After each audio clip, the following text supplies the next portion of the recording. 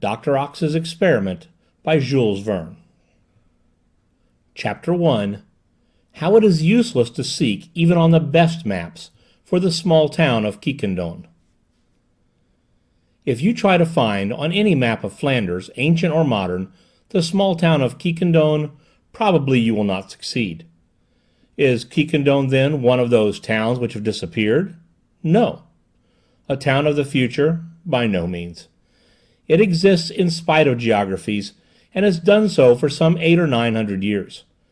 It even numbers 2,393 souls, allowing one soul to each inhabitant.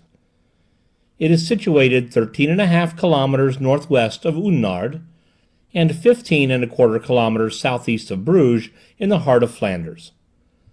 The Var, a small tributary of the Scheldt, passes beneath its 3 bridges, which are still covered with a quaint medieval roof like that at Tournai. An old chateau is to be seen there, the first stone of which was laid so long ago as 1197 by Count Baldwin, afterwards Emperor of Constantinople. And there is a town hall, with Gothic windows, crowned by a chaplet of battlements, and surrounded by a turreted belfry, which rises 357 feet above the soil. Every hour you may hear there a chime of 5 octaves, a veritable aerial piano, the renown of which surpasses that of the famous chimes of Bruges. Strangers, if any ever come to Quiquendone, do not quit the curious old town until they have visited its Stadtholder's Hall, adorned by a full-length portrait of William of Nassau, by Brandon.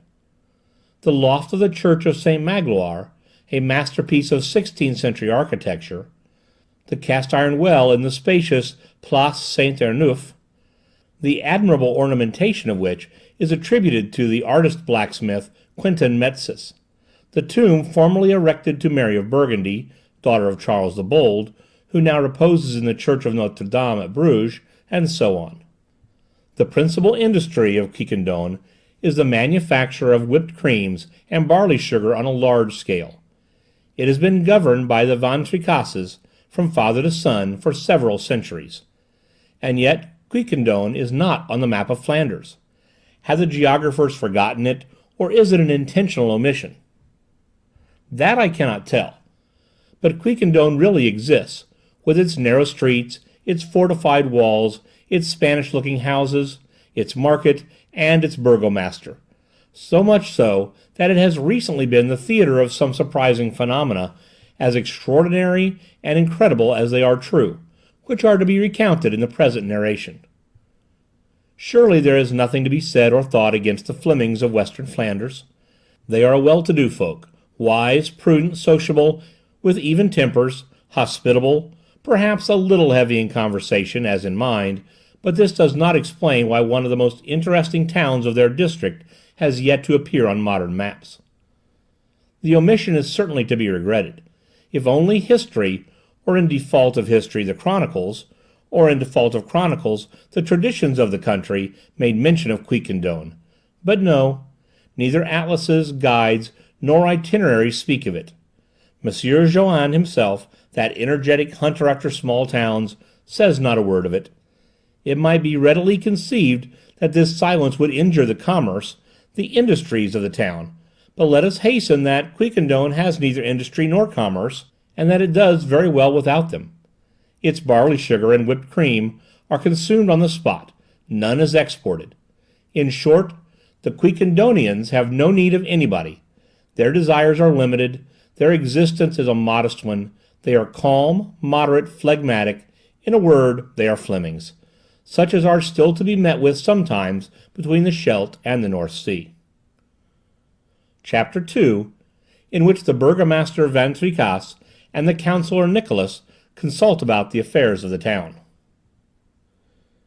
"You think so?" asked the burgomaster.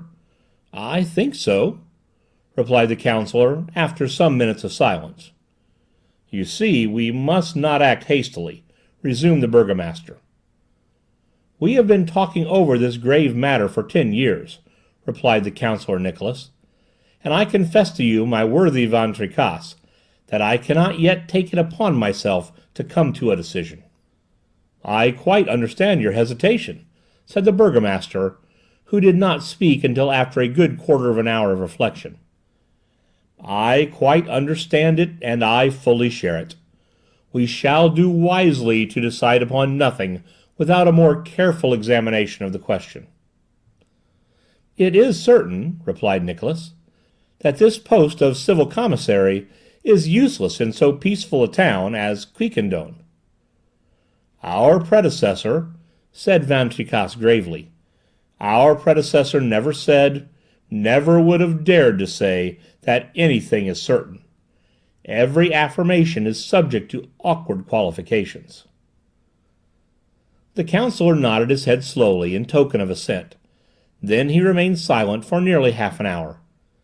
After this lapse of time, during which neither the counsellor nor the burgomaster moved so much as a finger, Nicholas asked Van Tricasse whether his predecessor, of some 20 years before, had not thought of suppressing this office of civil commissary, which each year cost the town of Quiquendone the sum of 1,375 francs and some centimes.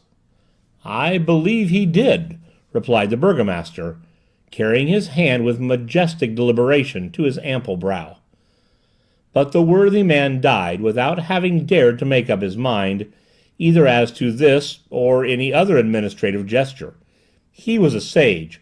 Why should I not do as he did?" Counsellor Nicholas was incapable of originating any objection to the burgomaster's opinion. "The man who dies," added Van Tricasse solemnly, "without ever having decided upon anything during his life, has very nearly attained to perfection." This said, the burgomaster pressed a bell with the end of his little finger, which gave forth a muffled sound, which seemed less a sound than a sigh. Presently some light steps glided softly across the tile floor. A mouse would not have made less noise running over a thick carpet. The door of the room opened, turning on its well-oiled hinges. A young girl with long blonde tresses made her appearance. It was Suzel Van Tricasse, the burgomaster's only daughter. She handed her father a pipe filled to the brim and a small copper brazier, spoke not a word, and disappeared at once, making no more noise at her exit than at her entrance. The worthy burgomaster lighted his pipe, and was soon hidden in a cloud of bluish smoke, leaving Counsellor Nicholas plunged in the most absorbing thought. The room in which these two notable personages, charged with the government of Quiquendone, were talking, was a parlour richly adorned with carvings in dark wood. A lofty fireplace, in which an oak might have been burned or an ox roasted, occupied the whole of one of the sides of the room. Opposite to it was a trellised window, the painted glass of which toned down the brightness of the sunbeams. In an antique frame above the chimney-piece appeared the portrait of some worthy man, attributed to Memling, which no doubt represented an ancestor of the Van Tricasses, whose authentic genealogy dates back to the 14th century, the period when the Flemings and Guy de Dampierre were engaged in wars with the Emperor Rudolph of Habsburg. The parlour was the principal apartment of the burgomaster's house, which was one of the pleasantest in Quiquendone. Built in the Flemish style, with all the abruptness, quaintness, and picturesqueness of pointed architecture, it was considered one of the most curious monuments of the town. A Carthusian convent, or a deaf and dumb asylum, was not more silent than this mansion.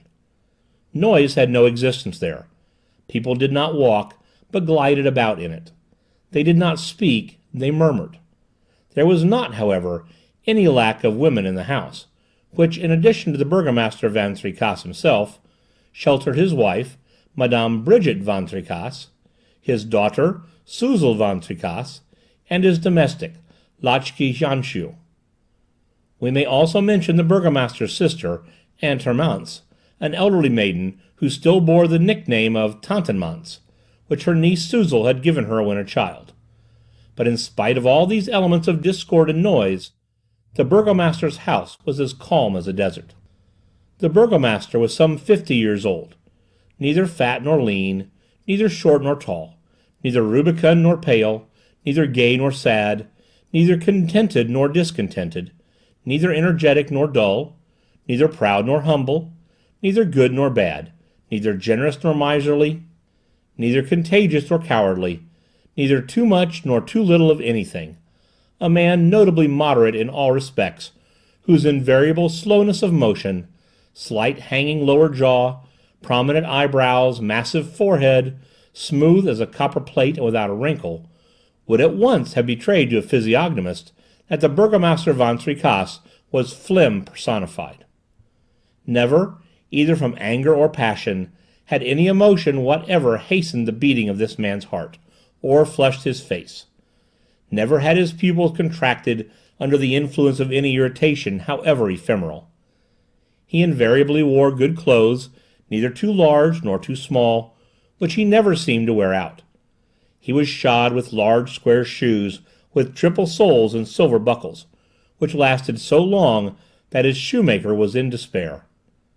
Upon his head he wore a large hat which dated from the period when Flanders was separated from Holland, so that this venerable masterpiece was at least 40 years old. But what would you have? It is the passions which wear out body as well as soul, the clothes as well as the body, and our worthy burgomaster, apathetic, indolent, indifferent, was passionate in nothing. He wore nothing out, not even himself, and he considered himself the very man to administer the affairs of Quiquendone and its tranquil population. The town, indeed, was not less calm than the Van Tricasse mansion. It was in this peaceful dwelling that the burgomaster reckoned on attaining the utmost limit of human existence, after having, however, seen the good Madame Brigitte Van Tricasse, his wife, precede him to the tomb, where surely she would not find a more profound repose than she had enjoyed on earth for 60 years. This demands explanation. The Van Tricasse family might well call itself the Jeannot family. This is why. Everyone knows that the knife of this typical personage is as celebrated as its proprietor, and not less incapable of wearing out, thanks to the double operation, incessantly repeated, of replacing the handle when it is worn out, and the blade when it becomes worthless. A precisely similar operation had been going on from time immemorial in the Van Tricasse family, to which nature had lent herself with more than usual complacency. From 1340 it had invariably happened that a Van Tricasse, when left a widower, had remarried a Van Tricasse younger than himself, who, becoming in turn a widow, had married again a Van Tricasse younger than herself, and so on, without a break in the continuity from generation to generation. Each died in his or her turn with mechanical regularity. Thus the worthy Madame Brigitte Van Tricasse had now her second husband, and unless she violated her every duty, would precede her spouse, he being 10 years younger than herself, to the other world, to make room for a new Madame Van Tricasse. Upon this the burgomaster calmly counted, that the family tradition might not be broken. Such was this mansion, peaceful and silent, of which the doors never creaked, the windows never rattled, the floors never groaned, the chimneys never roared, the weathercocks never grated, the furniture never squeaked, the locks never clanked, and the occupants never made more noise than their shadows. The god Harpocrates would certainly have chosen it for the Temple of Silence. Chapter 3, in which the commissary Passauf enters as noisily as unexpectedly. When the interesting conversation which has been narrated began, it was 3:15 in the afternoon. It was at 4:15 that Van Tricasse lighted his enormous pipe, which could hold a quart of tobacco, and it was at 5 that he finished smoking it.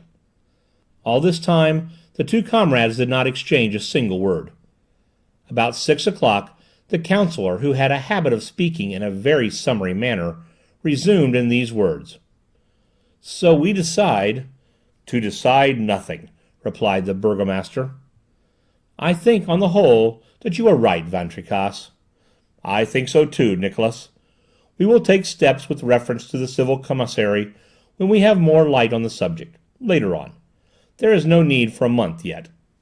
"Not even for a year," replied Nicholas, unfolding his pocket handkerchief and calmly applying it to his nose. There was another silence of nearly a quarter of an hour. Nothing disturbed this repeated pause in the conversation, not even the appearance of the house dog Linto, who, not less phlegmatic than his master, came to pay his respects in the parlour. Noble dog, a model for his race. Had he been made of pasteboard, with wheels on his paws, he would not have made less noise during his stay.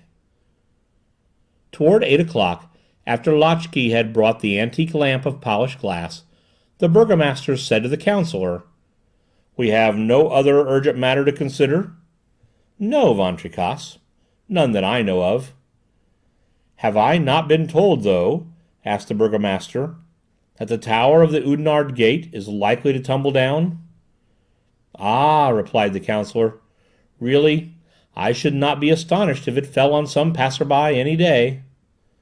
"Oh, before such a misfortune happens, I hope we shall have come to a decision on the subject of this tower." "I hope so, Van Tricasse." "There are more pressing matters to decide." "No doubt. The question of the leather market, for instance." "What? Is it still burning?" "Still burning, and has been for the last 3 weeks." "Have we not decided in council to let it burn?" "Yes, Van Tricasse, on your motion." "Was not that the surest and simplest way to deal with it?" "Without doubt." "Well, let us wait. Is that all?" "All," replied the counsellor, scratching his head, as if to assure himself that he had not forgotten anything important. "Ah," exclaimed the burgomaster, "haven't you also heard something of an escape of water which threatens to inundate the low quarter of Saint-Jacques?" "I have. It is indeed unfortunate that this escape of water did not happen above the leather market. It would naturally have checked the fire, and would thus have saved us a good deal of discussion." "What can you expect, Nicholas? There is nothing so illogical as accidents. They are bound by no rules, and we cannot profit by one, as we might wish, to remedy another." It took Van Tricasse's companion some time to digest this fine observation. "Well, but," resumed the counsellor Nicholas, after the lapse of some moments, "we have not spoken of our great affair." "What great affair? Have we, then, a great affair?" asked the burgomaster. "No doubt. About lighting the town." "Oh, yes. If my memory serves me, you are referring to the lighting plan of Dr. Ox." "Precisely." "It is going on, Nicholas," replied the burgomaster. "They are already laying the pipes, and the works are entirely completed."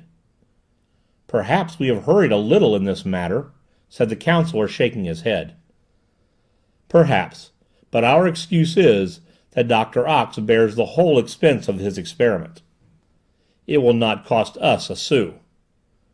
"That, true enough, is our excuse. Moreover, we must advance with the age. If the experiment succeeds, Quiquendone will be the first town in Flanders to be lighted with the what is the gas called?" "Oxyhydric gas." "Well, oxyhydric gas, then." At this moment the door opened, and Lotchkey came in to tell the burgomaster that his supper was ready. Counsellor Nicholas rose to take leave of Van Tricasse, whose appetite had been stimulated by so many affairs discussed and decisions taken, and it was agreed that the Council of Notables should be convened after a reasonably long delay, to determine whether a decision should be provisionally arrived at with reference to the really urgent matter of the Oudenarde gate. The two worthy administrators then directed their steps towards the street door, the one conducting the other. The counsellor, having reached the last step, lighted a little lantern to guide him through the obscure streets of Quiquendone, which Dr. Ox had not yet lighted. It was a dark October night, and a light fog overshadowed the town. Nicholas's preparations for departure consumed at least a quarter of an hour, for having lighted his lantern, he had to put on his big cowskin socks and his sheepskin gloves. Then he put up the furred collar of his overcoat, turned the brim of his felt hat down over his eyes, grasped his heavy crow-beaked umbrella, and got ready to start. When Lotchkey, however, who was lighting her master, was about to draw the bars of the door, an unexpected noise arose outside. Yes, strange as the thing seems, a noise, a real noise, such as the town had certainly not heard since the taking of the dungeon by the Spaniards in 1513, terrible noise awoke the long dormant echoes of the venerable Van Tricasse mansion. Someone knocked heavily upon this door, hitherto virgin to brutal touch. Redoubled knocks were given with some blunt implement, probably a knotty stick, wielded by a vigorous arm. With the strokes were mingled cries and calls. These words were distinctly heard. "Monsieur Van Tricasse! Monsieur the burgomaster! Open! Open quickly!" The burgomaster and the counsellor, absolutely astonished, looked at each other speechless. This passed their comprehension. If the old culverin of the château, which had not been used since 1385, had been let off in the parlour, the dwellers in the Van Tricasse mansion would not have been more dumbfounded. Meanwhile, the blows and cries were redoubled. Lotchkey, recovering her coolness, had plucked up courage to speak.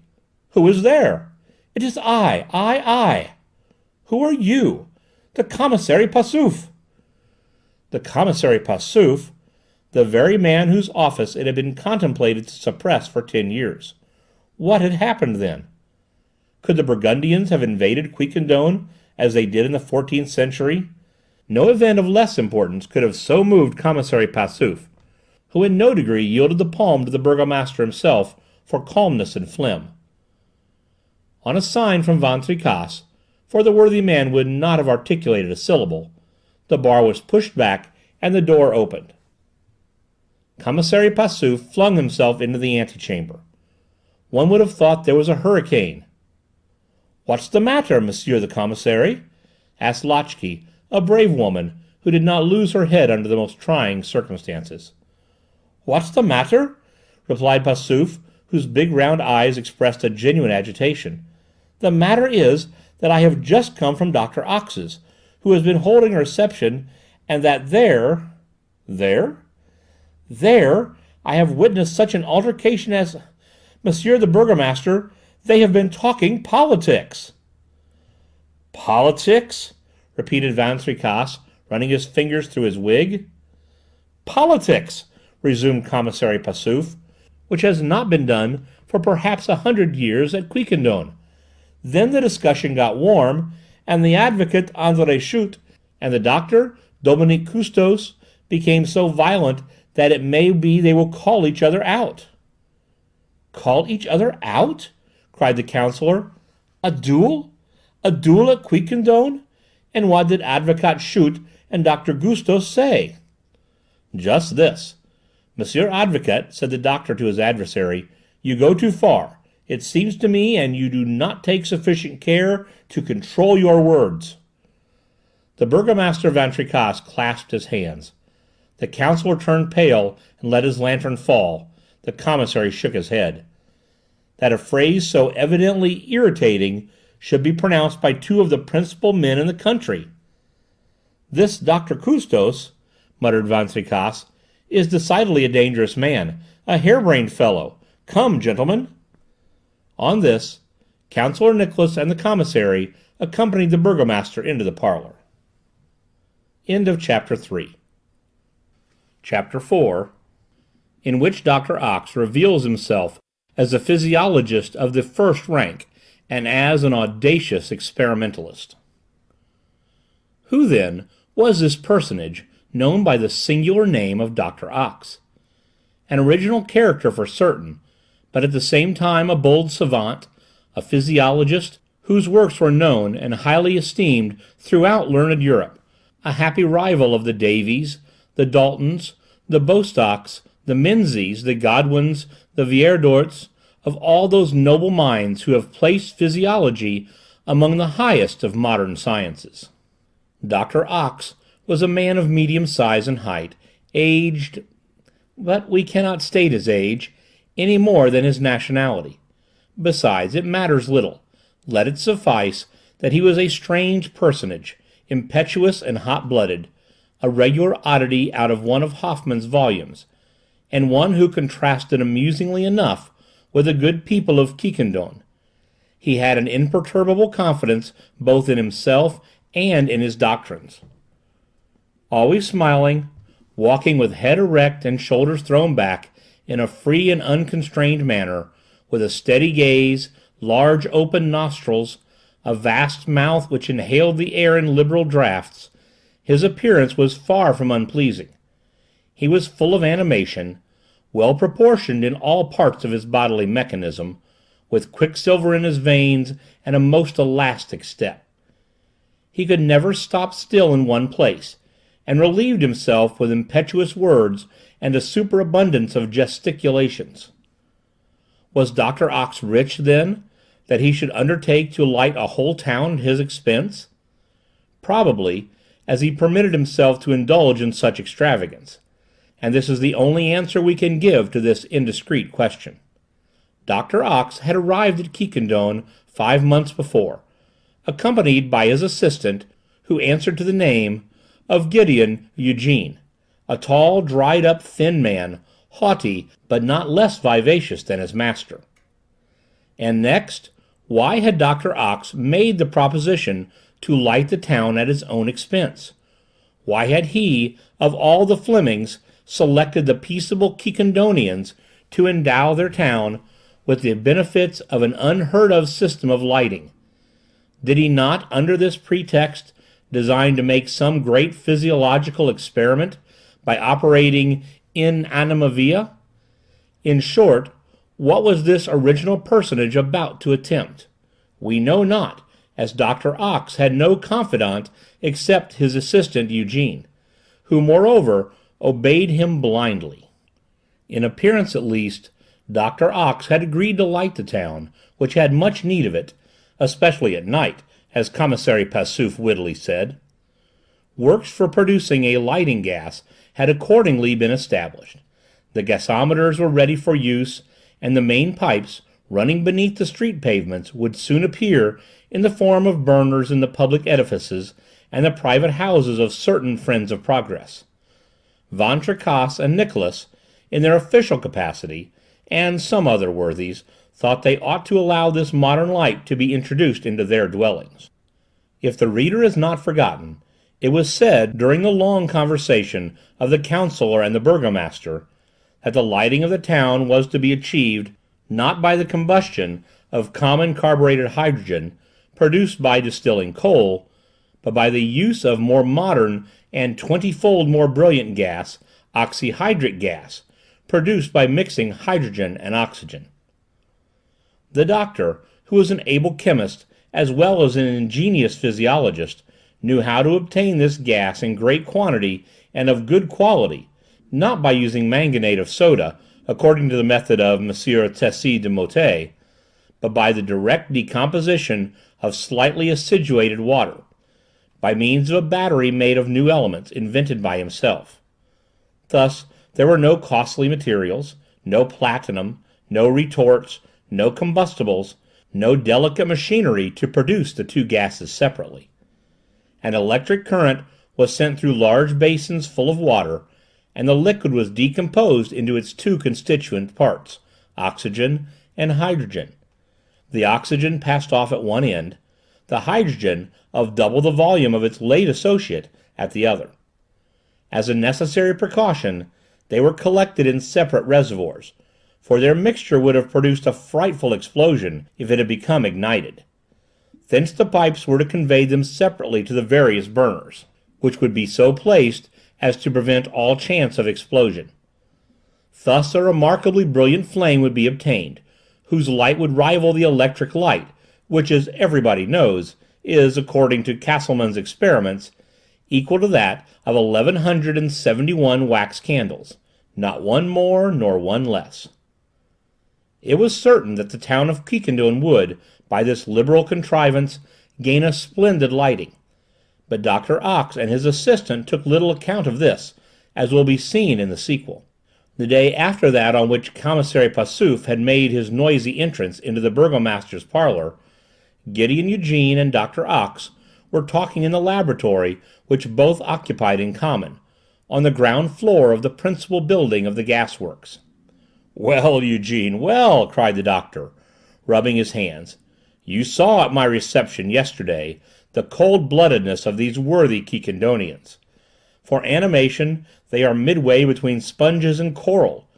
You saw them disputing and irritating each other by voice and gesture. They are already metamorphosed, morally and physically. And this is only the beginning. Wait till we treat them to a big dose."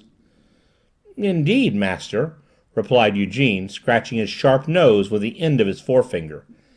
"The experiment begins well, and if I had not prudently closed the supply tap, I know not what would have happened." "You heard Schut, the advocate, and Custos, the doctor?" resumed Dr. Ox. "The phrase was by no means ill-natured in itself, but in the mouth of a Quiquendonian it is worth all the insults which the Homeric heroes hurled at each other before drawing their swords. Ah, these Flemings! You'll see what we shall do some day." "We shall make them ungrateful," replied Eugene, in the tone of a man who esteems the human race at its just worth. "Bah!" said the doctor. "What matters it whether they think well or ill of us, so long as our experiment succeeds?" "Besides," returned the assistant, smiling with a malicious expression, "is it not to be feared that in producing such an excitement in their respiratory organs we shall somewhat injure the lungs of these good people of Quiquendone?" "So much the worse for them. It is in the interests of science. What would you say if the dogs or frogs refused to lend themselves to the experiments of vivisection?" It is probable that if the frogs and dogs were consulted, they would offer some objection, but Dr. Ox imagined that he had stated an unanswerable argument, for he heaved a great sigh of satisfaction. "After all, master, you are right," replied Eugene, as if quite convinced. "We could not have hit upon better subjects than these people of Quiquendone for our experiment." "We could not," said the doctor, slowly articulating each word. "Have you felt the pulse of any of them?" "Some hundreds." "What is the average pulsation you found?" "Not 50 per minute. See, this is a town where there has not been the shadow of a discussion for a century, where the carmen don't swear, where the coachmen don't insult each other, where horses don't run away, where the dogs don't bite, where the cats don't scratch. A town where the police court has nothing to do from one year's end to another. A town where people do not grow enthusiastic about anything, either about art or business. A town where the gendarmes are a sort of myth, and in which an indictment has not been drawn up for 100 years.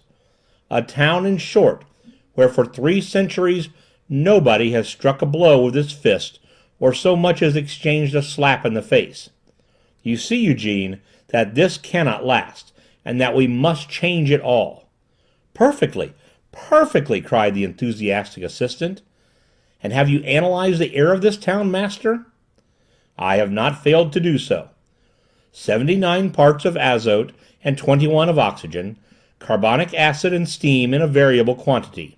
These are the ordinary proportions." "Good, doctor, good!" replied Eugene. "The experiment will be made on a large scale and will be decisive." "And if it is decisive," added Dr. Ox triumphantly, "we shall reform the world." Chapter 5, in which the burgomaster and the councillor pay a visit to Dr. Ox, and what follows.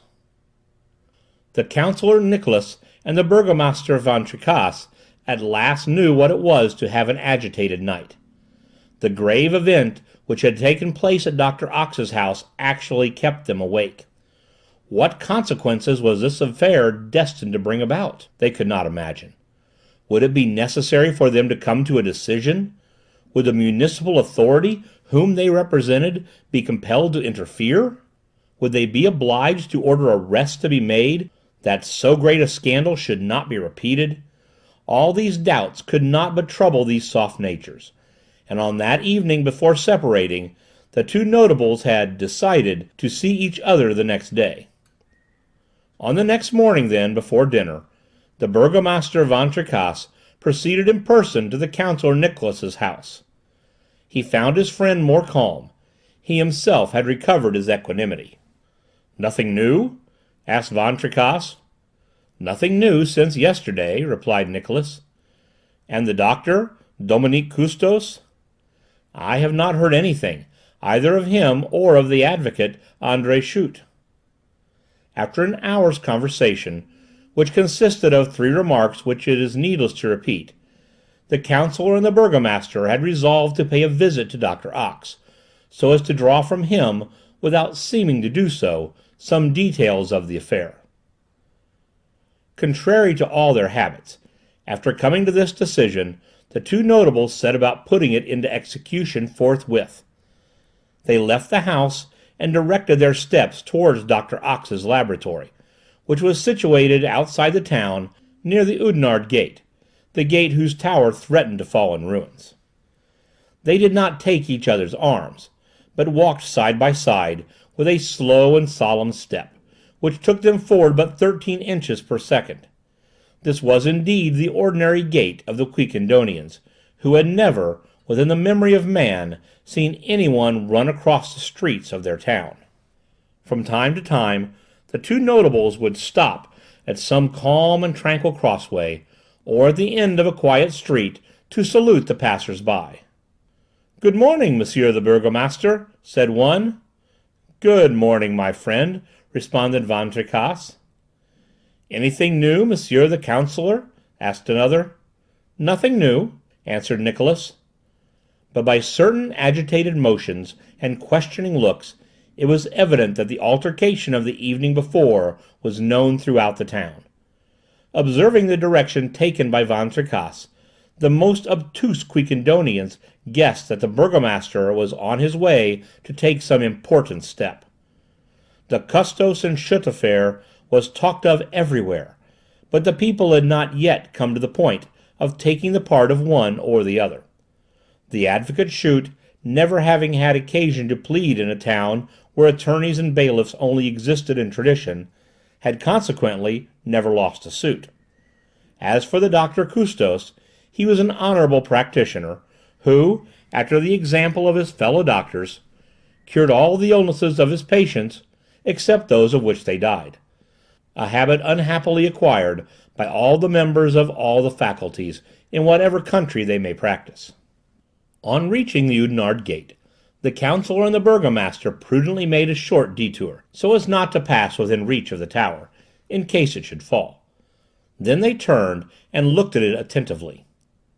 "I think that it will fall," said Van Tricasse. "I think so too," replied Nicholas. "Unless it is propped up," added Van Tricasse. "But must it be propped up? That is the question." "That is, in fact, the question." Some moments after, they reached the door of the gasworks.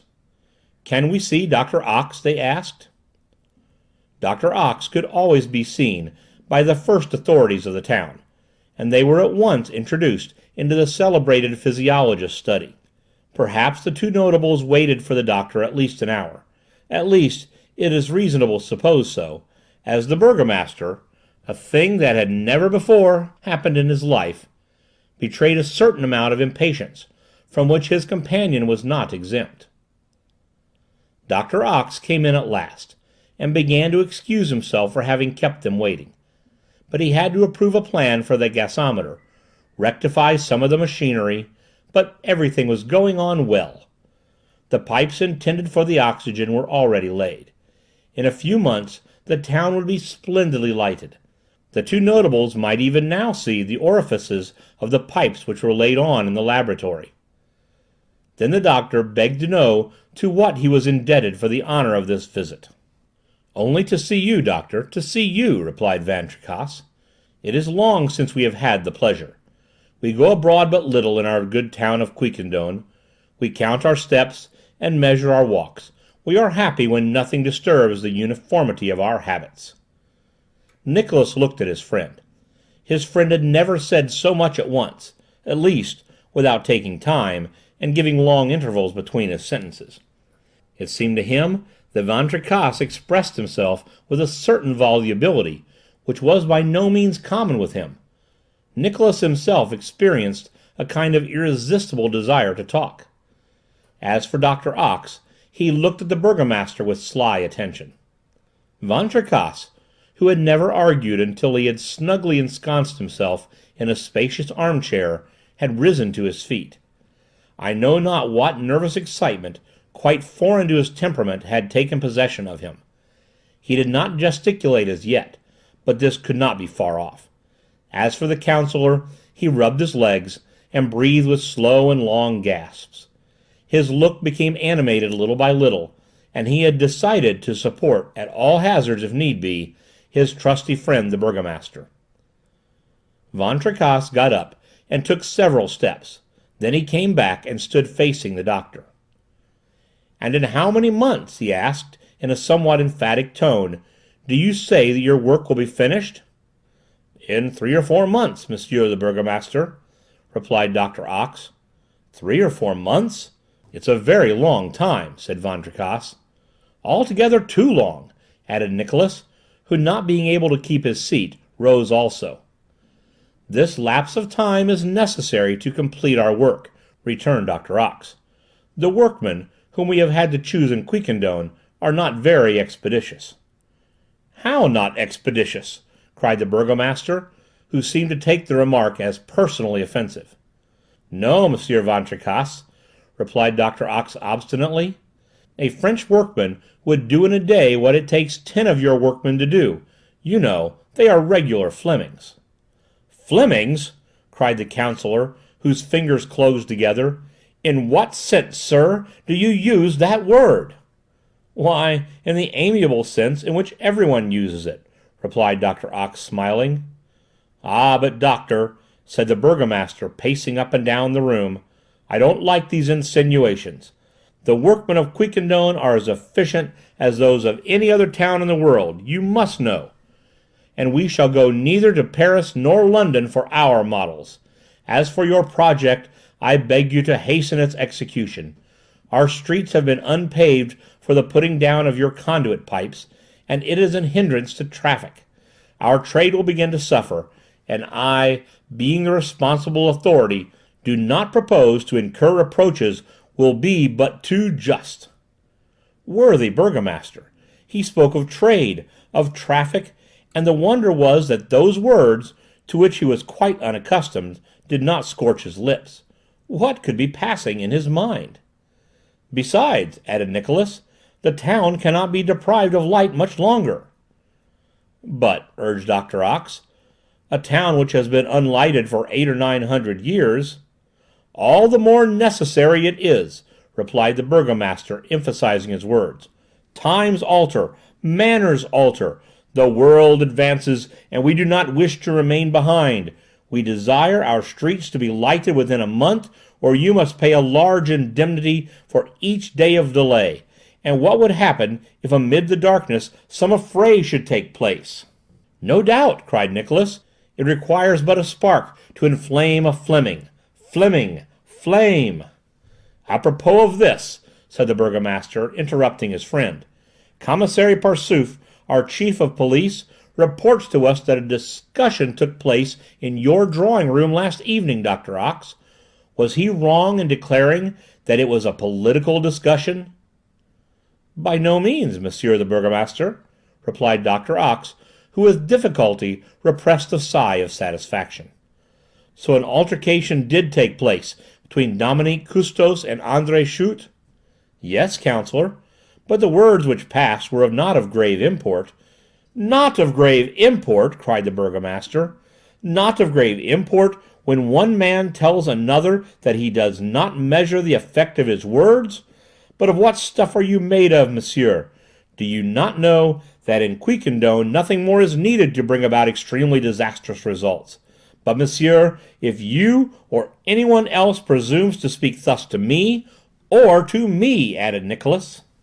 As they pronounced these words with a menacing air, the two notables, with arms folded and bristling air, confronted Dr. Ox, ready to do him some violence if by gesture or even the expression of his eye he manifested any intention of contradicting them.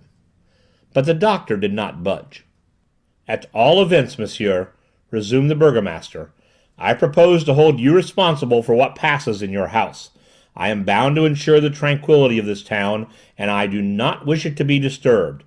The events of last evening must not be repeated, or I shall do my duty, sir. Do you hear? Then reply, sir." The burgomaster, as he spoke, under the influence of extraordinary excitement, elevated his voice to the pitch of anger. He was furious, the worthy Van Tricasse, and might certainly be heard outside.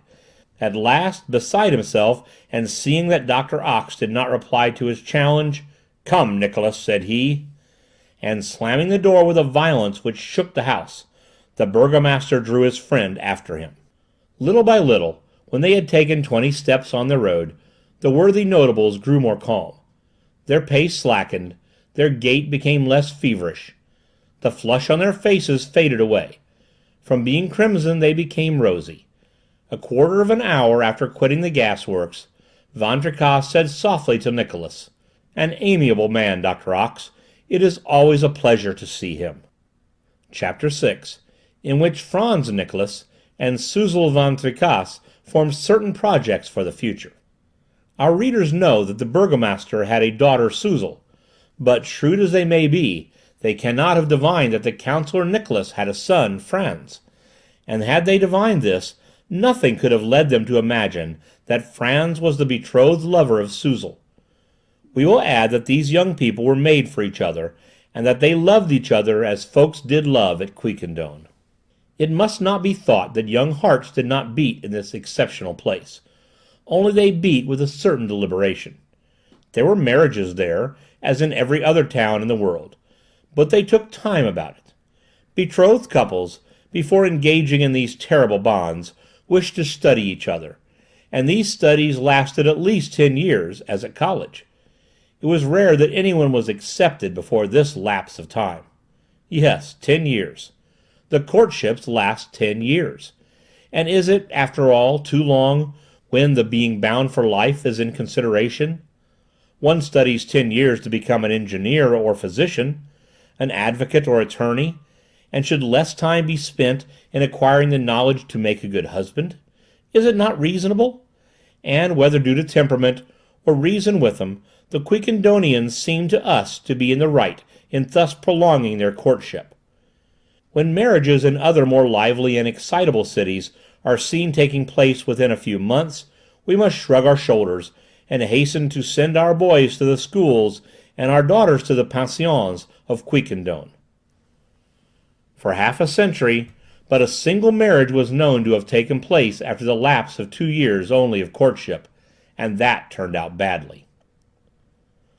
Franz Nicholas, then, loved Suzel Van Tricasse, but quietly, as a man would love when he has 10 years before him in which to obtain the beloved object.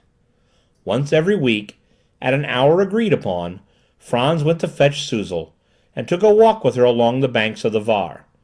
He took good care to carry his fishing tackle, and Suzel never forgot her canvas, on which her pretty hands embroidered the most unlikely flowers.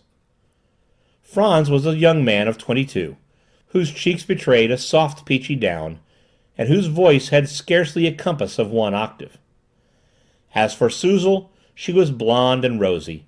She was 17, and did not dislike fishing. A singular occupation this, which forces you to struggle craftily with a barbel. But Franz loved it. The pastime was congenial to his temperament. As patient as possible, content to follow with his rather dreamy eye the cork which bobbed on top of the water, he knew how to wait. And when, after sitting for 6 hours, a modest barbel, taking pity on him, consented at last to be caught, he was happy. But he knew how to control his emotion. On this day the two lovers, one might say the two betrothed, were seated upon the verdant bank. The limpid Var murmured a few feet below them. Suzel quietly drew her needle across the canvas. Franz automatically carried his line from left to right, then permitted it to descend the current from right to left.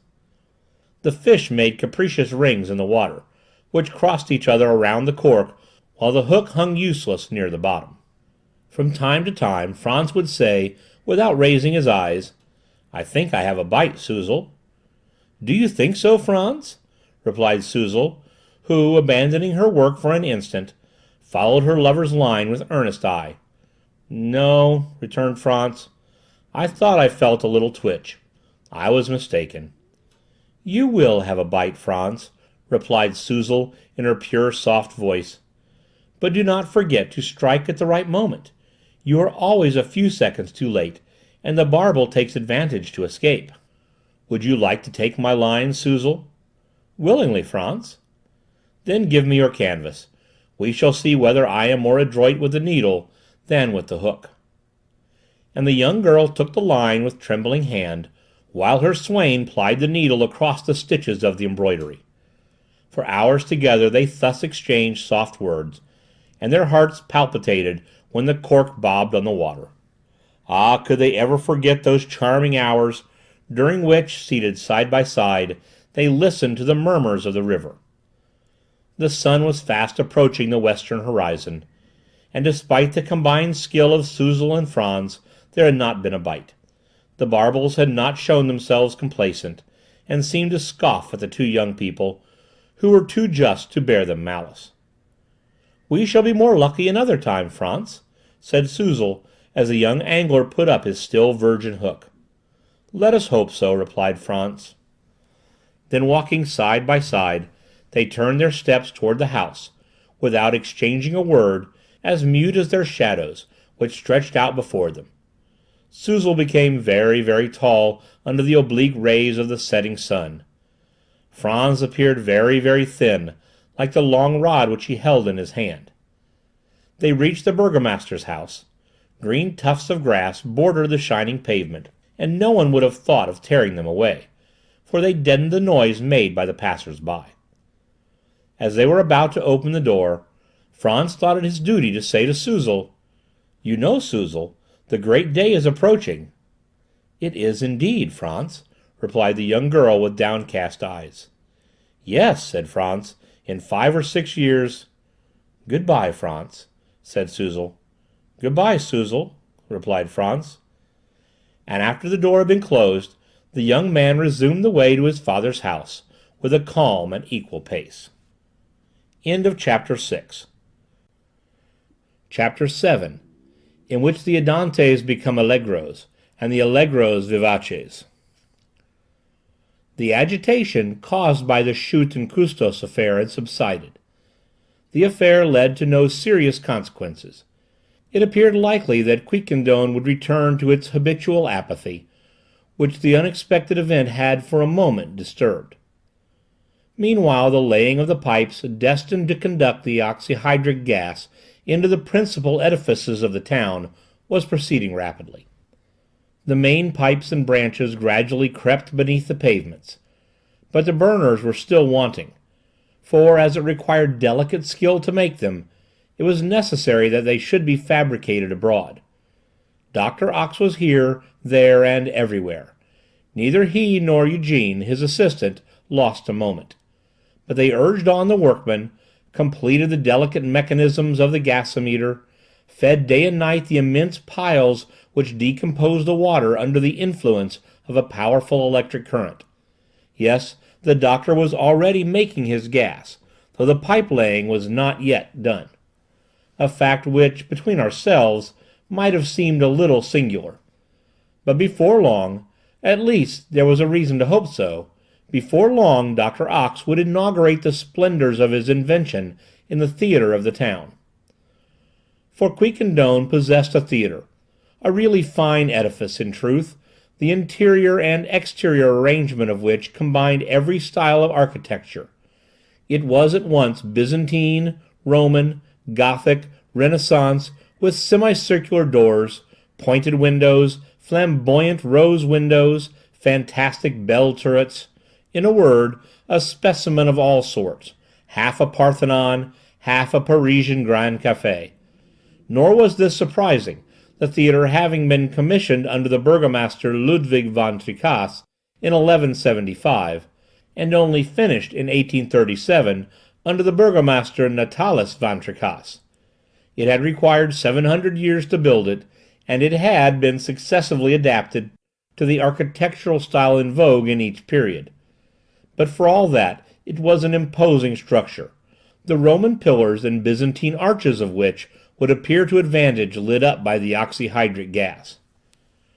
Pretty well everything was acted at the theatre of Quiquendone, but the opera and the opera comique were especially patronized. It must, however, be added that the composers would never have recognized their own works, so entirely changed were the movements of the music. In short, as nothing was done in a hurry in Quiquendone, the dramatic pieces had to be performed in harmony with the peculiar temperament of the Quiquendonians. Though the doors of the theatre were regularly thrown open at 4 o'clock and closed again at 10, it had never been known that more than 2 acts were playable during the 6 intervening hours. Robert le Diable, Les Huguenots, or Guillaume Tell usually took up 3 evenings, so slow was the execution of these masterpieces. The vivaces, at the theatre of Quiquendone, lagged like real adagios. The allegros were long drawn out indeed. The demi-semiquavers were scarcely equal to the ordinary semi-breve of other countries. The most rapid runs, performed according to Quiquendonian taste, had the solemn march of a chant. The gayest shakes were languishing and measured, that they might not shock the ears of the dilettante. To give an example, the rapid air sung by Figaro on his entrance in the last act of Le Barbier de Séville lasted 58 minutes, when the actor was particularly enthusiastic. Artists from abroad, as might be supposed, were forced to conform themselves to Quiquendonian fashions, but as they were well paid, they did not complain, and willingly obeyed the leader's baton, which never beat more than 8 measures to the minute in the allegros. But what applause greeted these artists, who enchanted without ever wearying the audiences of Quiquendone!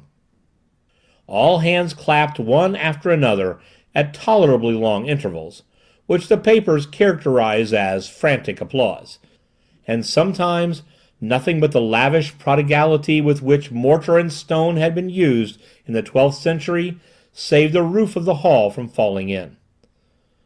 Besides, the theatre had only 1 performance a week, that these enthusiastic Flemish folk might not be too much excited, and this enabled the actors to study their parts more thoroughly, and the spectators to digest more at leisure the beauties of the masterpieces brought out. Such had long been the drama at Quiquendone. Foreign artists were in the habit of making engagements with the director of the town when they wanted to rest after their exertions in other scenes, and it seemed as if nothing could ever change these inveterate customs, when a fortnight after the Chute Custos affair, an unlooked-for incident occurred to throw the population into fresh agitation. It was on a Saturday, an opera day. It was not yet intended, as may well be supposed, to inaugurate the new illumination. No, the pipes had reached the hall, but for reasons indicated above, the burners had not yet been placed, and the wax candles still shed their soft light upon the numerous spectators who filled the theatre. The doors had been opened to the public at 1 o'clock, and by 3 the hall was half full. A queue had at one time been formed, which extended as far as the end of the Place Saint-Ernuph, in front of the shop of Jos Lintnick, the apothecary. This eagerness was significant of an unusually attractive performance. "Are you going to the theatre this evening?" inquired the counsellor the same morning of the burgomaster. "I shall not fail to do so," returned Van Tricasse, "and I shall take Madame Van Tricasse, as well as our daughter Suzel and our dear Tatanemance, who all dote on good music." "Mademoiselle Suzel is going, then?" "Certainly, Nicholas." "Then my son Franz will be one of the first to arrive," said Nicholas. "A spirited boy, Nicholas," replied the burgomaster sententiously, "but hot-headed. He will require watching." "He loves Van Tricasse. He loves your charming Suzel. Well, Nicholas, he shall marry her. Now that we have agreed on this marriage, what more can he desire?" "He desires nothing, Van Tricasse, the dear boy. But in short, we'll say no more about it. He will not be the last to get his ticket at the box office." "Ah, vivacious and ardent youth," replied the burgomaster, recalling his own past. "We have also been thus, my worthy counsellor. We have loved, we too. We have danced attendance in our day. Till tonight, then, till tonight. By the by, do you know this Fiovaranti is a great artist? And what a welcome he has received among us! It will be long before he will forget the applause of Quiquendone." The tenor Fiovaranti was, indeed, going to sing. Fiovaranti, who, by his talents as a virtuoso, his perfect method, his melodious voice, provoked a real enthusiasm among the lovers of music in the town. For 3 weeks Fiovaranti had been achieving a brilliant success in Les Huguenots. The first act, interpreted according to the taste of the Quiquendonians, had occupied an entire evening of the first week of the month. Another evening in the second week, prolonged by infinite andantes, had elicited for the celebrated singer a real ovation. His success had been still more marked in the third act of Meyerbeer's masterpiece. But now Fiovaranti was to appear in the fourth act, which was to be performed on this evening before an impatient public. Ah, the duel between Raoul and Valentine, that pathetic love song for two voices, that strain so full of crescendos, stringendos, and più crescendos, all this, sung slowly, compendiously, interminably. Ah, how delightful! At 4 o'clock the hall was full. The boxes, the orchestra, the pit were overflowing. In the front stalls sat the Burgomaster Van Tricasse, Mademoiselle Van Tricasse, Madame Van Tricasse, and the amiable Tatanemance in a green bonnet. Not far off were the Counsellor Nicholas and his family, not forgetting the amorous Franz. The families of Custos the doctor, of Schut the advocate, of Honore Syntax the chief judge, of Norbe Santman the insurance director, of the banker Collard, gone mad on German music, and himself somewhat of an amateur, and the teacher Rupp, and the master of the academy, Jerome Resch, and the civil commissary, and so many other notabilities of the town that they could not be enumerated here without wearying the reader's patience, were visible in different parts of the hall. It was customary for the Quiquendonians, while awaiting the rise of the curtain, to sit silent, some reading the paper, others whispering low to each other, some making their way to their seats slowly and noiselessly, others casting timid looks toward the bewitching beauties in the galleries. But on this evening a looker-on might have observed that, even before the curtain rose, there was unusual animation among the audience. People were restless who were never known to be restless before. The ladies' fans fluttered with abnormal rapidity. All appeared to be inhaling air of exceptional stimulating power. Everyone breathed more freely. The eyes of some became unwontedly bright, and seemed to give forth a light equal to that of the candles, which themselves certainly threw a more brilliant light over the hall. It was evident that people saw more clearly, though the number of candles had not been increased. Ah, if Dr. Ox's experiment were being tried! But it was not being tried as yet. The musicians of the orchestra at last took their places. The first violin had gone to the stand to give a modest la to his colleagues. The stringed instruments, the wind instruments, the drums and cymbals were in accord. The conductor only waited the sound of the bell to beat the first bar.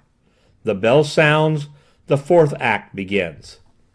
The allegro appassionato of the interact is played as usual, with a majestic deliberation which would have made Meyerbeer frantic, and all the majesty of which was appreciated by the Quiquendonian dilettante. But soon the leader perceived that he was no longer master of his musicians. He found it difficult to restrain them, though usually so obedient and calm. The wind instruments betrayed a tendency to hasten the movements, and it was necessary to hold them back with a firm hand, for they would otherwise outstrip the stringed instruments, which, from a musical point of view, would have been disastrous. The bassoon himself, the son of Jos Lientrich, the apothecary, a well-bred young man, seemed to lose his self-control. Meanwhile Valentine had begun her recitative, "I am alone," etc., but she hurries it. The leader and all his musicians, perhaps unconsciously, follow her in the cantabile, which should be taken deliberately, like a 12/8 as it is. When Raoul appears at the door at the bottom of the stage, between the moment when Valentine goes to him and that when she conceals herself in the chamber at the side, a quarter of an hour does not elapse, while formerly, according to the traditions of the Quiquendonian theatre, this recitative of 37 bars was wont to last just 37 minutes. Saint-Bris, Nevers, Cavan, and the Catholic nobles have appeared, somewhat prematurely perhaps, upon the scene. The composer has marked allegro pomposo on the score. The orchestra and the lords proceed allegro indeed, but not at all pomposo. And at the chorus, in the famous scene of the benediction of the poniards, they no longer keep to the enjoined allegro. Singers and musicians broke away impetuously. The leader does not even attempt to restrain them, nor do the public protest. On the contrary, the people find themselves carried away, and see that they are involved in the movement, and that the movement responds to the impulses of their souls. Will you with me deliver the land from troubles increasing and impious band? They promise, they swear. Nevers has scarcely time to protest and to sing that among his ancestors were many soldiers, but never an assassin. He is arrested. The police and the aldermen rush forward and rapidly swear to strike all at once. Saint-Bris shouts the recitative which summons the Catholics to vengeance. The 3 monks with white scarves hasten in by the door at the back of Nevers' room, without making any account of the stage directions, which enjoin them to advance slowly. Already the artists have drawn sword or poniard, which the 3 monks bless in a trice. The soprani tenors, bassos, attack the allegro furioso with cries of rage, and of a dramatic 6/8 time they make it 6/8 quadrille time. Then they rush out, bellowing, "At midnight, noiselessly, God wills it, yes, at midnight." At this moment the audience start to their feet.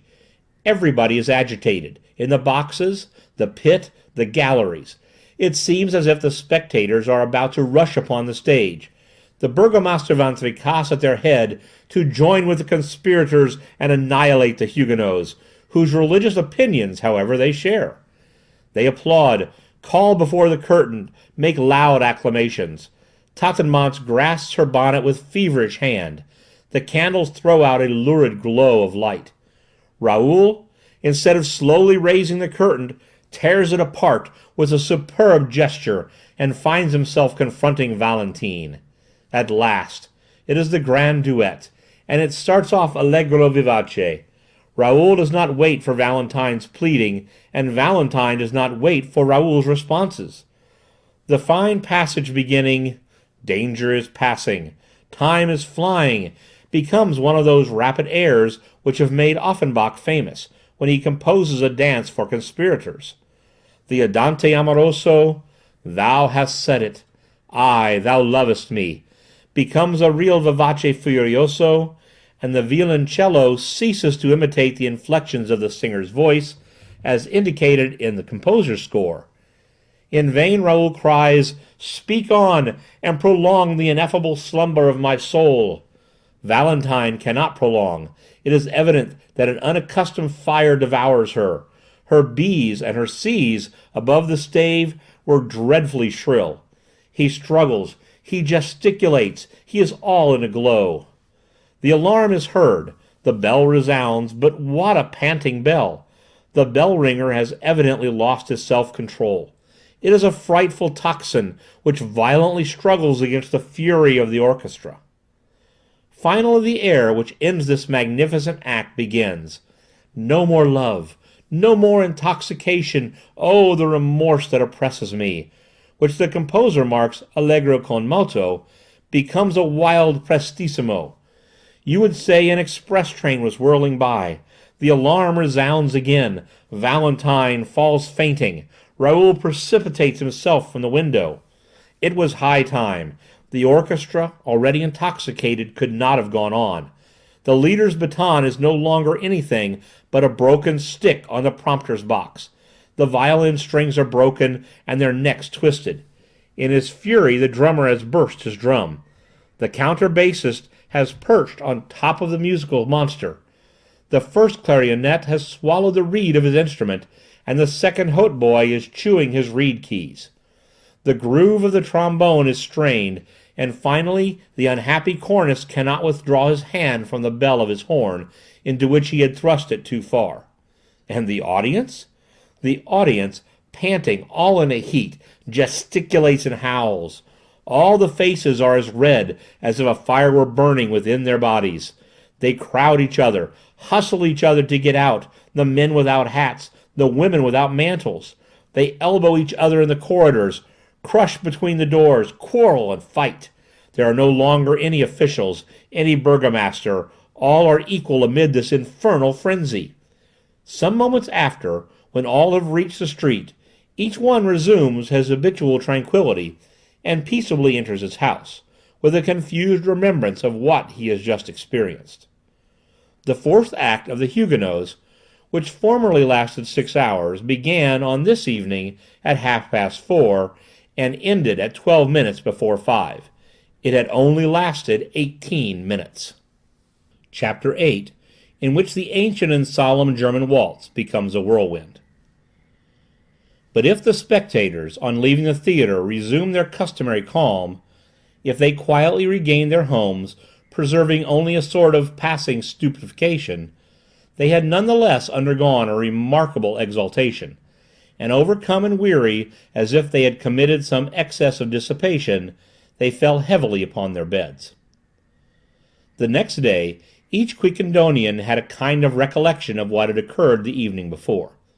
One missed his hat, lost in the hubbub; another a coat flap, torn in the brawl; one her delicately fashioned shoe; another her best mantle. Memory returned to these worthy people, and with it a certain shame for their unjustifiable agitation. It seemed to them an orgy in which they were the unconscious heroes and heroines. They did not speak of it. They did not wish to think of it. But the most astounded personage in the town was Van Tricasse, the burgomaster. The next morning, on waking, he could not find his wig. Lotchke looked everywhere for it, but in vain. The wig had remained on the field of battle. As for having it publicly claimed by Jean Mistral, the town crier, no, it would not do. It were better to lose the wig than to advertise himself thus, as he had the honour to be the first magistrate of Quiquendone. The worthy Van Tricasse was reflecting upon this, extended beneath his sheets, with bruised body, heavy head, furred tongue, and burning breast. He felt no desire to get up, on the contrary, and his brain worked more during this morning than it had probably worked before for 40 years. The worthy magistrate recalled to his mind all the incidents of the incomprehensible performance. He connected them with the events which had taken place shortly before at Dr. Ox's reception. He tried to discover the causes of the singular excitability which, on 2 occasions, had betrayed itself in the best citizens of the town. What can be going on? He asked himself.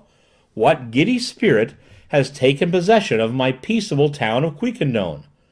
Are we about to go mad, and must we make the town one vast asylum? For yesterday we were all there, notables, councillors, judges, advocates, physicians, schoolmasters, and all, if my memory serves me, all of us were assailed by this excess of furious folly. But what was there in that infernal music? It is inexplicable. Yet I certainly ate or drank nothing which could have put me in such a state. No, yesterday I had for dinner a slice of overdone veal, several spoonfuls of spinach with sugar, eggs, and a little beer and water. That couldn't get into my head. No, there is something that I cannot explain, and as, after all, I am responsible for the conduct of the citizens, I will have an investigation. But the investigation, though decided upon by the municipal council, produced no result. If the facts were clear, the causes escaped the sagacity of the magistrates. Besides, tranquillity had been restored in the public mind, and with tranquillity, forgetfulness of the strange scenes of the theatre. The newspapers avoided speaking of them, and the account of the performance which appeared in the Quiquendone Memorial made no allusion to this intoxication of the entire audience. Meanwhile, though the town resumed its habitual phlegm, and became apparently Flemish as before, it was observable that, at bottom, the character and temperament of the people changed little by little. One might have truly said, with Dominique Custos, the doctor, that their nerves were affected. Let us explain. This undoubted change only took place under certain conditions. When the Quiquendonians passed through the street of the town, walked in the squares or along the Var, they were always the cold and methodical people of former days. So too when they remained at home, some working with their hands and others with their heads, these doing nothing, these thinking nothing. Their private life was silent, inert, vegetating as before. No quarrels, no household squabbles, no acceleration in the beating of the heart, no excitement of the brain. The mean of their pulsations remained as it was of old, from 50 to 52 per minute. But strange and inexplicable phenomenon though it was, which would have defied the sagacity of the most ingenious physiologists of the day, if the inhabitants of Quiquendone did not change in their home life, they were visibly changed in their civil life, and in their relations between man and man to which it leads.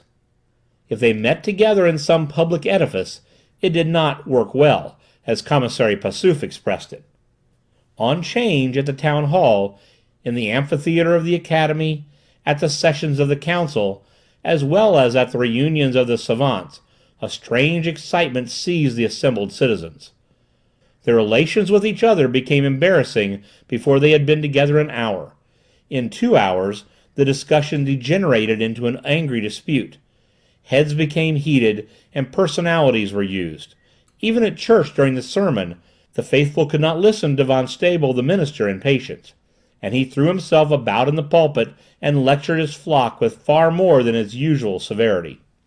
At last this state of things brought about altercations more grave, alas, than the one between Gustos and Schut, and if they did not require the interference of the authorities, it was because the antagonists, after returning home, found there, with its calm, forgetfulness of the offences offered and received. This peculiarity could not be observed by these minds, which were absolutely incapable of recognizing what was passing in them.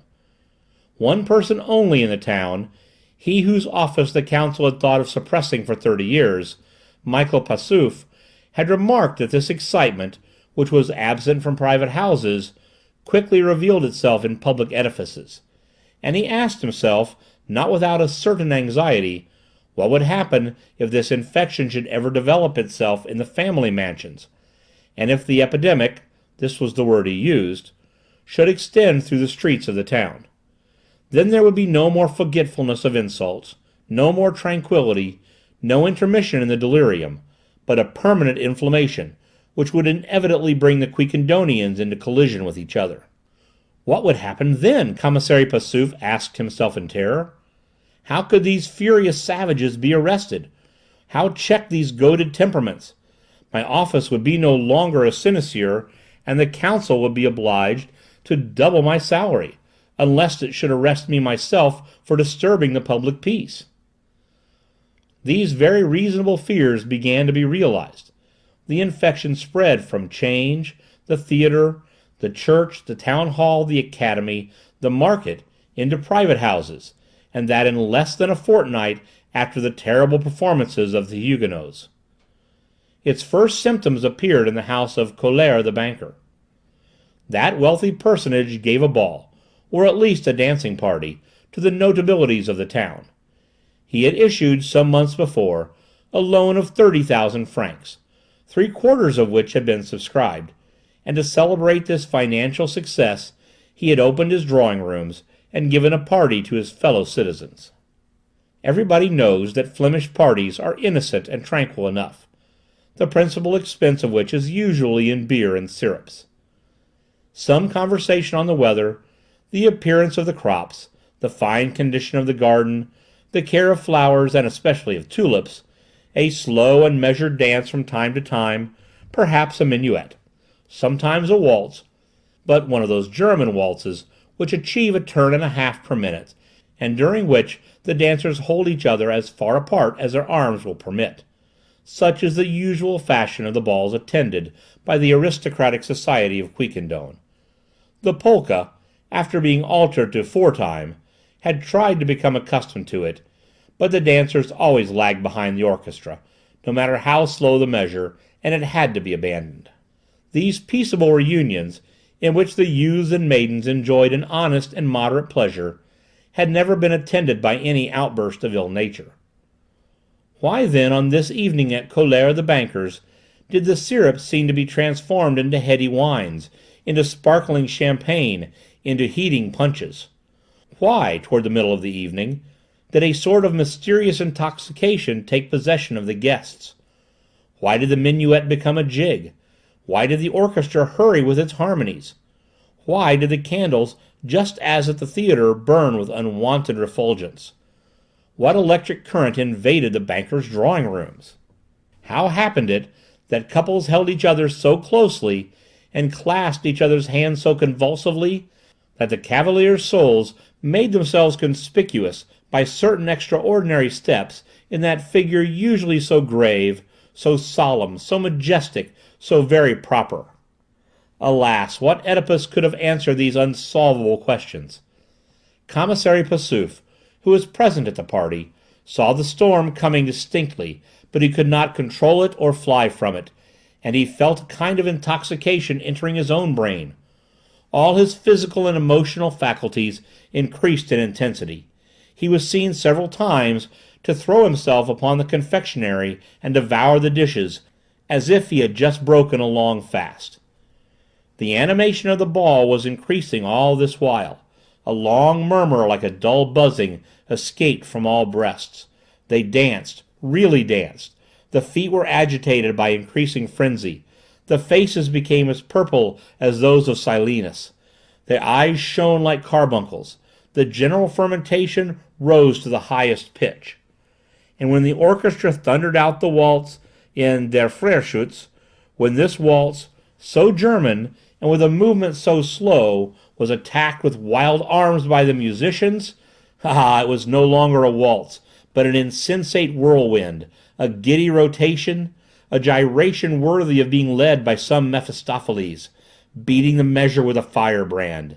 Then a gallop, an infernal gallop which lasted an hour without anyone being able to stop it, whirled off in its windings across the halls, the drawing rooms, the antechambers, by the staircases, from the cellar to the garret of this opulent mansion, the young people and young girls, the fathers and mothers, people of every age, of every weight, of both sexes, Colère the fat banker, and Madame Colère, and the councillors and the magistrates, and the chief justice, and Nicholas and Madame Van Tricasse, and the Burgomaster Van Tricasse, and the Commissary Passauf himself, who never could recall afterwards who had been his partner on that terrible evening.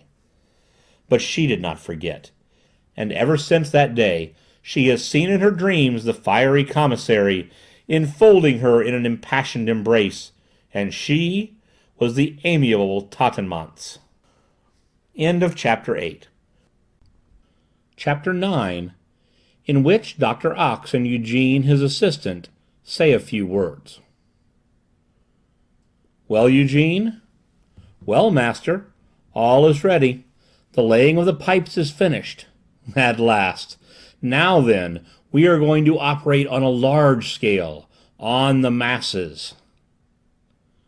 Chapter 10, in which it will be seen that the epidemic invades the entire town and what effect it produces. During the following months, the evil, in place of subsiding, became more extended. From private houses the epidemic spread into the streets. The town of Quiquendone was no longer to be recognized. A phenomenon yet stranger than those which had already happened now appeared. Not only the animal kingdom, but the vegetable kingdom itself became subject to the mysterious influence. According to the ordinary course of things, epidemics are special in their operation. Those which attack humanity spare the animals, and those which attack the animals spare the vegetables. A horse was never inflicted with smallpox, nor a man with the cattle plague. nor do sheep suffer from the potato rot. But here all the laws of nature seemed to be overturned.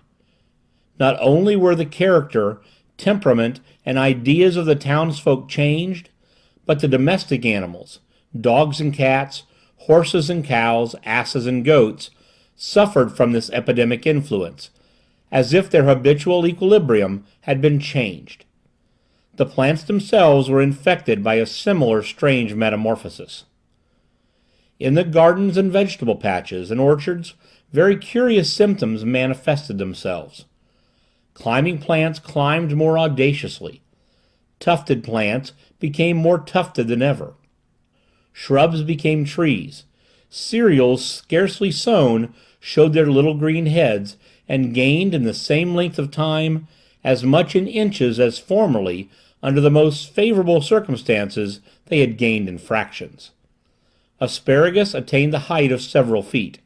The artichokes swelled to the size of melons, the melons to the size of pumpkins, the pumpkins to the size of gourds, the gourds to the size of the belfry bell, which measured in truth 9 feet in diameter. The cabbages were bushes, and the mushrooms umbrellas. The fruits did not lag behind the vegetables. It required 2 persons to eat a strawberry, and 4 to consume a pear. The grapes also attained the enormous proportions of those so well depicted by Poussin in his Return of the Envoys to the Promised Land. It was the same with the flowers. Immense violets spread the most penetrating perfumes through the air. Exaggerated roses shone with the brightest colors. Lilies formed in a few days impenetrable copses. Geraniums, daisies, camellias, rhododendrons invaded the garden walks and stifled each other. And the tulips, those dear liliaceous plants so dear to the Flemish heart, what emotion they must have caused to their zealous cultivators. The worthy Van Bistron nearly fell over backwards one day on seeing in his garden an enormous Tulipia gesneria, a gigantic monster whose cup afforded space to a nest for a whole family of robins.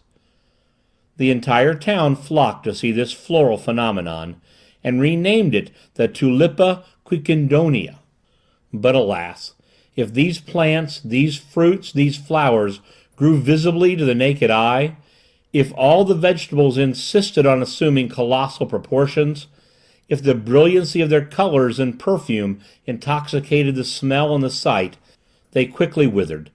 The air which they absorbed rapidly exhausted them, and they soon died, faded, and dried up.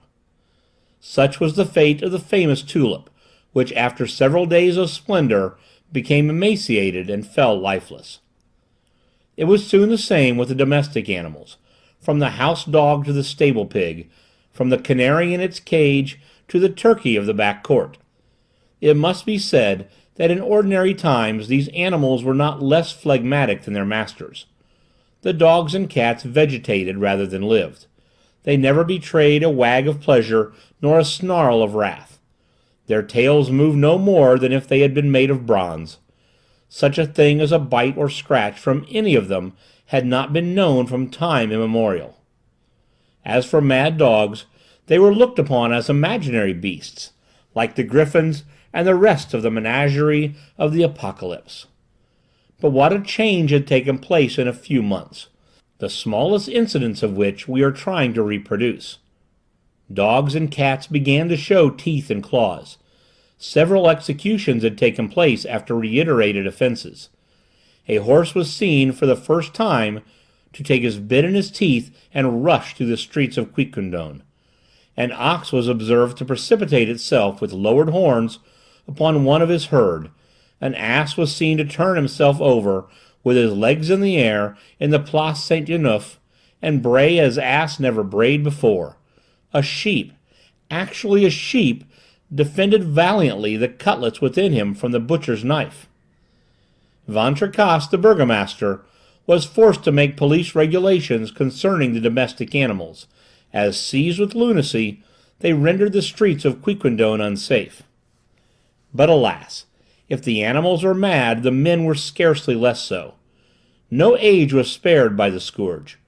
Babies soon became quite insupportable, though till now so easy to bring up, and for the first time Honore Syntax the judge was obliged to apply the rod to his youthful offspring.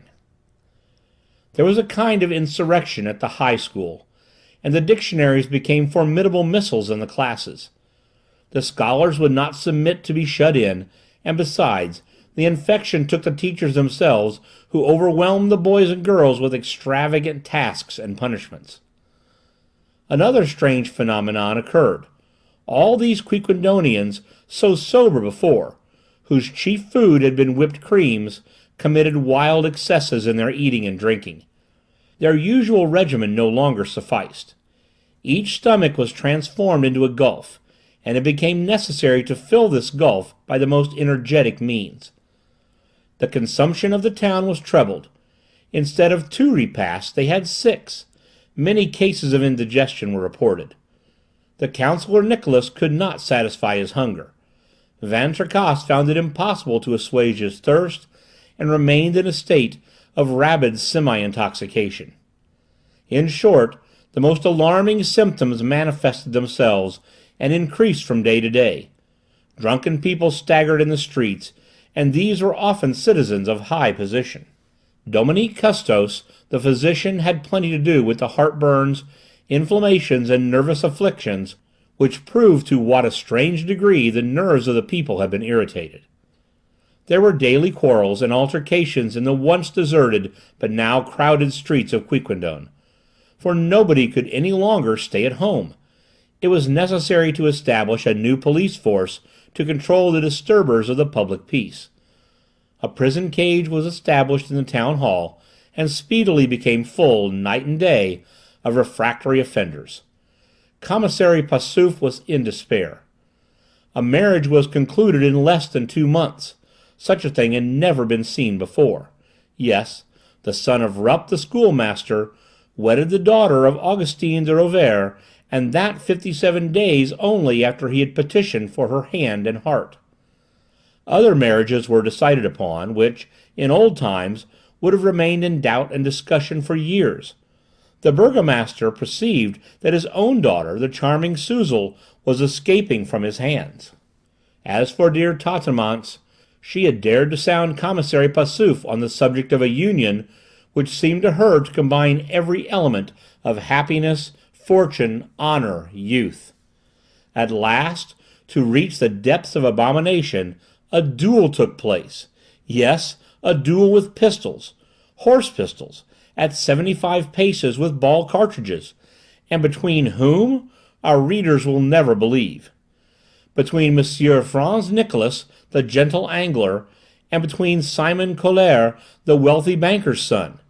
And the cause of the duel was the burgomaster's daughter, for whom Simon discovered himself to be fired with passion, and whom he refused to yield to the claims of an audacious rival.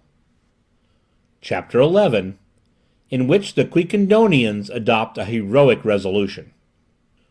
We have seen to what a deplorable condition the people of Quiquendone were reduced. Their heads were in a ferment.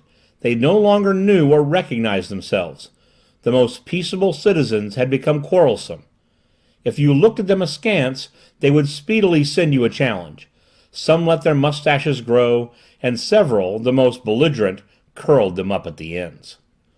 This being their condition, the administration of the town and the maintenance of order in the streets became difficult tasks, for the government had not been organized for such a state of things. The burgomaster, that worthy Van Tricasse whom we have seen so placid, so dull, so incapable of coming to any decision, the burgomaster became intractable. His house resounded with the sharpness of his voice. He made 20 decisions a day, scolding his officials, and himself enforcing the regulations of his administration. Ah, what a change! The amiable and tranquil mansion of the burgomaster, that good Flemish home, where was its former calm? What changes had taken place in your household economy? Madame Van Tricasse had become acrid, whimsical, harsh. Her husband sometimes succeeded in drowning her voice by talking louder than she, but could not silence her. The petulant humor of this worthy dame was excited by everything. Nothing went right. The servants offended her every moment. Tataramans, her sister-in-law, who was not less irritable, replied sharply to her. Monsieur Van Tricasse naturally supported Lotchkey, his servant, as is the case in all good households, and this permanently exasperated Madame, who constantly disputed, discussed, and made scenes with her husband. "What on earth is the matter with us?" cried the unhappy burgomaster. "What is this fire that is devouring us? Are we possessed with the devil? Ah, Madame Van Tricasse, you will end by making me die before you, and thus violate all the traditions of the family." The reader will not have forgotten the strange custom by which Monsieur Van Tricasse would become a widower and marry again, so as not to break the chain of descent. Meanwhile, this disposition of all minds produced other curious effects worthy of note. This excitement, the cause of which has so far escaped us, brought about unexpected physiological changes. Talents hitherto unrecognized betrayed themselves. Aptitudes were suddenly revealed. Artists, before commonplace, displayed new ability. Politicians and authors arose. Orators proved themselves equal to the most arduous debates, and on every question inflamed audiences which were quite ready to be inflamed. From the sessions of the council, this movement spread to the public political meetings, and a club was formed at Quiquendone, whilst 20 newspapers, the Quiquendone Signal, the Quiquendone Impartial, the Quiquendone Radical, and so on, written in an inflammatory style, raised the most important questions. But what about, you will ask? Apropos of everything and of nothing. Apropos of the Ordinary Tower, which was falling, and which some wished to pull down and others to prop up. Apropos of the police regulations issued by the council, which some obstinate citizens threatened to resist. Apropos of the sweeping of the gutters, repairing the sewers, and so on. Nor did the enraged orators confine themselves to the internal administration of their town. Carried on by the current, they went further, and essayed to plunge their fellow citizens into the hazards of war. Quiquendone had for 800 or 900 years a casus belli of the best quality, but she had preciously laid it up like a relic, and there had seemed some probability that it would become effete and no longer serviceable. This was what had given rise to the casus belli. It is not generally known that Quiquendone, in this cosy corner of Flanders, lies next to the little town of Virgamen. The territories of the two communities are contiguous. Well, in 1185, some time before Count Baldwin's departure to the Crusades, a Virgamen cow, not a cow belonging to a citizen, but a cow which was common property, let it be observed, audaciously ventured to pasture on the territory of Quiquendone. This unfortunate beast had scarcely eaten 3 mouthfuls, but the offence, the abuse, the crime, whatever you will, was committed and duly indicted, for the magistrates at that time had already begun to know how to write. "We will take revenge at the proper moment," said simply Natalis Van Tricasse, the 32nd predecessor of the burgomaster of this story, "and the Virgamenians will lose nothing by waiting." The Virgamenians were forewarned. They waited, thinking without doubt that the remembrance of the offence would fade away with the lapse of time, and really for several centuries they lived on good terms with their neighbours of Quiquendone. But they counted without their hosts, or rather without this strange epidemic, which, radically changing the character of the Quiquendonians, aroused their dormant vengeance. It was at the club of the Rue Monstrelet that the truculent orator Schut, abruptly introducing the subject to his hearers, inflamed them with the expressions and metaphors used on such occasions. He recalled the offence, the injury which had been done to Quiquendone, and which a nation, jealous of its rights, could not admit as a precedent. He showed the insult to be still existing, the wound still bleeding. He spoke of certain special head-shakings on the part of the people of Virgamen, which indicated in what degree of contempt they regarded the people of Quiquendone. He appealed to his fellow citizens, who unconsciously, perhaps, had supported this mortal insult for long centuries. He adjured the children of the ancient town to have no other purpose than to obtain a substantial reparation. And lastly, he made an appeal to all the living energies of the nation. With what enthusiasm these words, so new to Quiquendonian ears, were greeted, may be surmised, but cannot be told. All the auditors rose, and with extended arms demanded war with loud cries. Never had the Advocate Shute achieved such a success, and it must be avowed that his triumphs were not few. The burgomaster, the councillor, all the notabilities present at this memorable meeting would have vainly attempted to resist the popular outburst. Besides, they had no desire to do so, and cried as loud, if not louder than the rest, "To the frontier! To the frontier!" As the frontier was but 3 kilometers from the walls of Quiquendone, it is certain that the Virgaminians ran a real danger, for they might easily be invaded without having had time to look about them. Meanwhile, Jos Liefrinck, the worthy chemist, who alone had preserved his senses on this grave occasion, tried to make his fellow citizens comprehend that guns, cannons, and generals were equally wanting to their design. They replied to him, not without many impatient gestures, that these generals, cannons, and guns would be improvised, that the right and love of country sufficed, and rendered a people irresistible. Hereupon the burgomaster himself came forward, and in a sublime harangue made short work of those pusillanimous people who disguised their fear under a veil of prudence, which veil he tore off with a patriotic hand. At this sally it seemed as if the hall would fall in under the applause. The vote was eagerly demanded, and was taken amid acclamations. The cries of "To Virgamen! To Virgamen!" redoubled. The burgomaster then took it upon himself to put the armies in motion, and in the name of the town he promised the honors of a triumph, such as was given in the times of the Romans to that one of its generals who should return victorious. Meanwhile, Jos Liefrinck, who was an obstinate fellow, and did not regard himself as beaten, though he really had been, insisted on making another observation. He wished to remark that the triumph was only accorded at Rome to those victorious generals who had killed 5,000 of the enemy.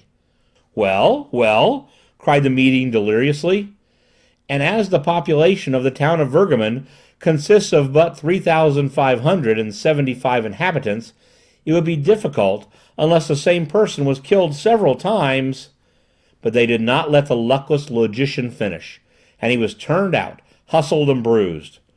"Citizens," said Pulmacher the grocer, who usually sold groceries by retail, "whoever this cowardly apothecary may have been, I engage by myself to kill 5,000 Virgaminians, if you will accept my services." 5,500, cried a yet more resolute patriot. 6,600, retorted the grocer. 7,000, cried Jean Orbideck, the confectioner of the Rue Hemling, who was on the road to a fortune by making whipped creams. "Adjudged!" exclaimed the burgomaster Van Tricasse, on finding that no one else rose on the bid. And this was how Jean Orbideck, the confectioner, became general-in-chief of the forces of Quiquendone. Chapter 12, in which Eugene the assistant gives a reasonable piece of advice, which is eagerly rejected by Dr. Ox. "Well, master," said Eugene next day, as he poured the pails of sulphuric acid into the troughs of the great battery. "Well," resumed Dr. Ox, "was I not right? See to what not only the physical developments of a whole nation, but its morality, its dignity, its talent, its political sense have come. It is only a question of molecules." "No doubt, but—" "But? Do you not think that matters have gone far enough, and that these poor devils should not be excited beyond measure?" "No, no," cried the doctor. "No, I will go on to the end." "As you will, master. The experiment, however, seems to me conclusive, and I think it time to—" "To—" "To close the valve." "You'd better," cried Dr. Ox. "If you attempt it, I'll throttle you." End of chapter 12. Chapter 13, in which it is once more proved that by taking high ground all human littlenesses may be overlooked. "You say?" asked the burgomaster Van Tricasse of the counsellor Nicholas. "I say that this war is necessary," replied Nicholas firmly, "and that the time has come to avenge this insult." "Well, I repeat to you," replied the burgomaster tartly, "that if the people of Quiquendone do not profit by this occasion to vindicate their rights, they will be unworthy of their name. And as for me, I maintain that we ought, without delay, to collect our forces and lead them to the front." "Really, monsieur, really?" replied Van Tricasse, "and do you speak thus to me?" "To yourself, monsieur the burgomaster, and you shall hear the truth, unwelcome as it may be." "And you shall hear it yourself, counsellor," returned Van Tricasse in a passion, "for it will come better from my mouth than from yours. Yes, monsieur, yes, any delay would be dishonourable. The town of Quiquendone has waited 900 years for the moment to take its revenge, and whatever you may say, whether it pleases you or not, we shall march upon the enemy." "Ah, you take it thus?" replied Nicholas harshly. "Very well, monsieur, we will march without you if it does not please you to go." "A burgomaster's place is in the front rank, monsieur." "And that of a counsellor also, monsieur." "You insult me by thwarting all my wishes," cried the burgomaster, whose fists seemed likely to hit out before long. "And you insult me equally by doubting my patriotism," cried Nicholas, who was equally ready for a tussle. "I tell you, monsieur, that the army of Quiquendone shall be put in motion within 2 days." "And I repeat to you, monsieur, that 48 hours shall not pass before we shall have marched upon the enemy." It is easy to see, from this fragment of conversation, that the two speakers supported exactly the same idea. Both wished for hostilities, but as their excitement disposed them to altercation, Nicholas would not listen to Van Tricasse, nor Van Tricasse to Nicholas.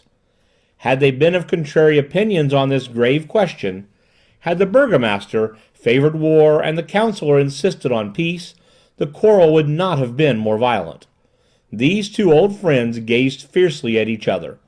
By the quickened beating of their hearts, their red faces, their contracted pupils, the trembling of their muscles, their harsh voices, it might be conjectured that they were ready to come to blows. But the striking of a large clock happily checked the adversaries at the moment when they seemed on the point of assaulting each other. "At last the hour has come!" cried the burgomaster. "What hour?" asked the counsellor. "The hour to go to the belfry tower." "It is true, and whether it pleases you or not, I shall go, monsieur." "And I too." "Let us go! Let us go!" It might have been supposed from these last words that a collision had occurred, and that the adversaries were proceeding to a duel, but it was not so. It had been agreed that the burgomaster and the counsellor, as the two principal dignitaries of the town, should repair to the town hall, and there show themselves on the high tower which overlooked Quiquendone, that they should examine the surrounding country, so as to make the best strategic plan for the advance of their troops. Though they were in accord on this subject, they did not cease to quarrel bitterly as they went. Their loud voices were heard resounding in the streets, but all the passers-by were now accustomed to this. The exasperation of the dignitaries seemed quite natural, and no one took notice of it. Under the circumstances, a calm man would have been regarded as a monster. The burgomaster and the counsellor, having reached the porch of the belfry, were in a paroxysm of fury. They were no longer red, but pale. This terrible discussion, though they had the same idea, had produced internal spasms, and everyone knows that paleness shows that anger has reached its last limits. At the foot of the narrow tower staircase there was a real explosion. Who should go up first? Who should first creep up the winding steps? Truth compels us to say that there was a tussle, and that the counsellor Nicholas, forgetful of all that he owed to his superior, to the supreme magistrate of the town, pushed Van Tricasse violently back and dashed up the staircase first. Both ascended, denouncing and raging at each other at every step. It was to be feared that a terrible climax would occur on the summit of the tower, which rose 357 feet above the pavement. The two enemies soon got out of breath, however, and in a little while, At the 80th step, they began to move up heavily, breathing loud and short. Then, was it because of their being out of breath, their wrath subsided, or at least only betrayed itself by a succession of unseemly epithets.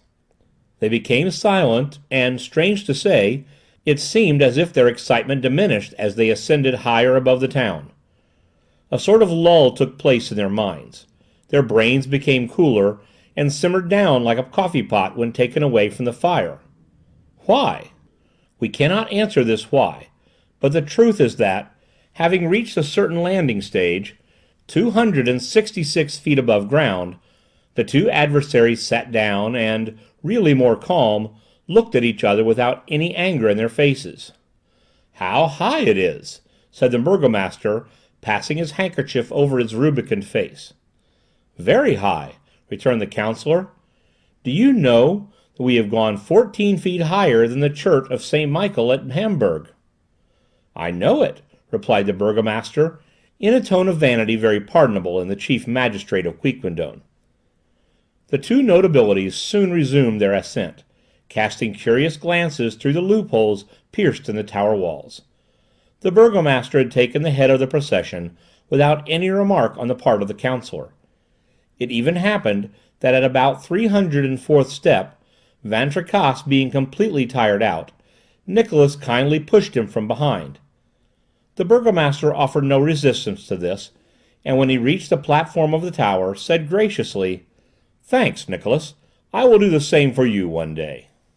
A little while before, it had been two wild beasts ready to tear each other to pieces, who had presented themselves at the foot of the tower.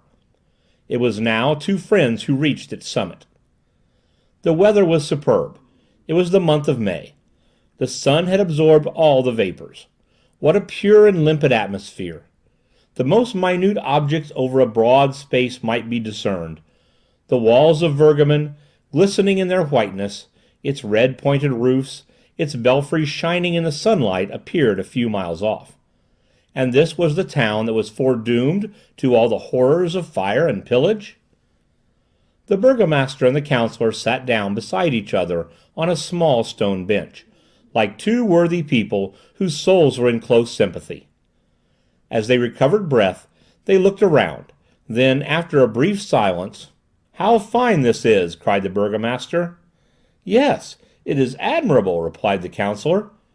"Does it not seem to you, my good Van Tricasse, that humanity is destined to dwell rather at such heights than to crawl about on the surface of our globe?" "I agree with you, honest Nicholas," returned the burgomaster. "I agree with you. You seize sentiment better when you get clear of nature. You breathe it in every sense. It is at such heights that philosophers should be formed, and that sages should live above the miseries of this world." "Shall we go around the platform?" asked the counsellor. "Let us go around the platform," replied the burgomaster. And the two friends, arm in arm, and putting, as formerly, long pauses between their questions and answers, examined every point of the horizon. "It is at least 17 years since I have ascended the belfry tower," said Van Tricasse. "I do not think I ever came up before," replied Nicholas, "and I regret it, for the view from this height is sublime. Do you see, my friend, the pretty stream of the Var as it winds among the trees? And beyond, the heights of Saint Hermandad. How gracefully they shut in the horizon! Observe that border of green trees which nature has so picturesquely arranged. Ah, nature! Nature, Nicholas! Could the hand of man ever hope to rival her?" "It is enchanting, my excellent friend," replied the counsellor. "See the flocks and herds lying in the verdant pastures, the oxen, the cows, the sheep. And the labourers going to the fields, you would say they were Arcadian shepherds, they only want a bagpipe. And over all this fertile country, the beautiful blue sky, which no vapour dims. Ah, Nicholas, one might become a poet here. I do not understand why Saint Simeon Stylites was not one of the greatest poets of the world." "It was because, perhaps, his column was not high enough," replied the counsellor with a gentle smile. At this moment the chimes of Quiquendone rang out. Their clear bells played one of their most melodious airs. The two friends listened in ecstasy. Then, in his calm voice, Van Tricasse said, "But what, friend Nicholas, did we come to the top of this tower to do?" "In fact," replied the counsellor, "we have permitted ourselves to be carried away by our reveries." "What did we come here to do?" repeated the burgomaster. "We came," said Nicholas, "to breathe this pure air, which human weaknesses have not corrupted." "Well, shall we descend, friend Nicholas?" "Let us descend, friend Van Tricasse." They gave a parting glance at the splendid panorama which was spread before their eyes. Then the burgomaster passed down first, and began to descend with a slow and measured pace. The counsellor followed a few steps behind. They reached the landing stage at which they had stopped on ascending. Already their cheeks began to redden. They tarried a moment, then resumed their descent. In a few moments Van Tricasse begged Nicholas to go more slowly, as he felt him on his heels, and it worried him. It even did more than worry him, for 20 steps lower down he ordered the counsellor to stop, that he might get on some distance ahead. The counsellor replied that he did not wish to remain with his leg in the air to await the good pleasure of the burgomaster, and kept on. Van Tricasse retorted with a rude expression. The counsellor responded by an insulting allusion to the burgomaster's age, destined as he was, by his family traditions, to marry a second time. The burgomaster went down 20 steps more, and warned Nicholas that this should not pass thus. Nicholas replied that, at all events, he would pass down first, and the space being very narrow, the two dignitaries came into collision, and found themselves in utter darkness. The words blockhead and booby were the mildest which they now applied to each other. "We shall see, stupid beast!" cried the burgomaster. "We shall see what figure you will make in this war, and in what rank you will march." "In the rank that precedes yours, you silly old fool," replied Nicholas. Then there were other cries, and it seemed as if bodies were rolling over each other. What was going on? Why were these dispositions so quickly changed? Why were the gentle sheep of the tower's summit metamorphosed into tigers 200 feet below it? However this might be, the guardian of the tower, hearing the noise, opened the door, just at the moment when the two adversaries, bruised and with protruding eyes, were in the act of tearing each other's hair. Fortunately, they wore wigs. "You shall give me satisfaction for this!" cried the burgomaster, shaking his fist under his adversary's nose. "Whenever you please," growled the counsellor Nicholas, attempting to respond with a vigorous kick. The guardian, who was himself in a passion, I cannot say why, thought the scene a very natural one.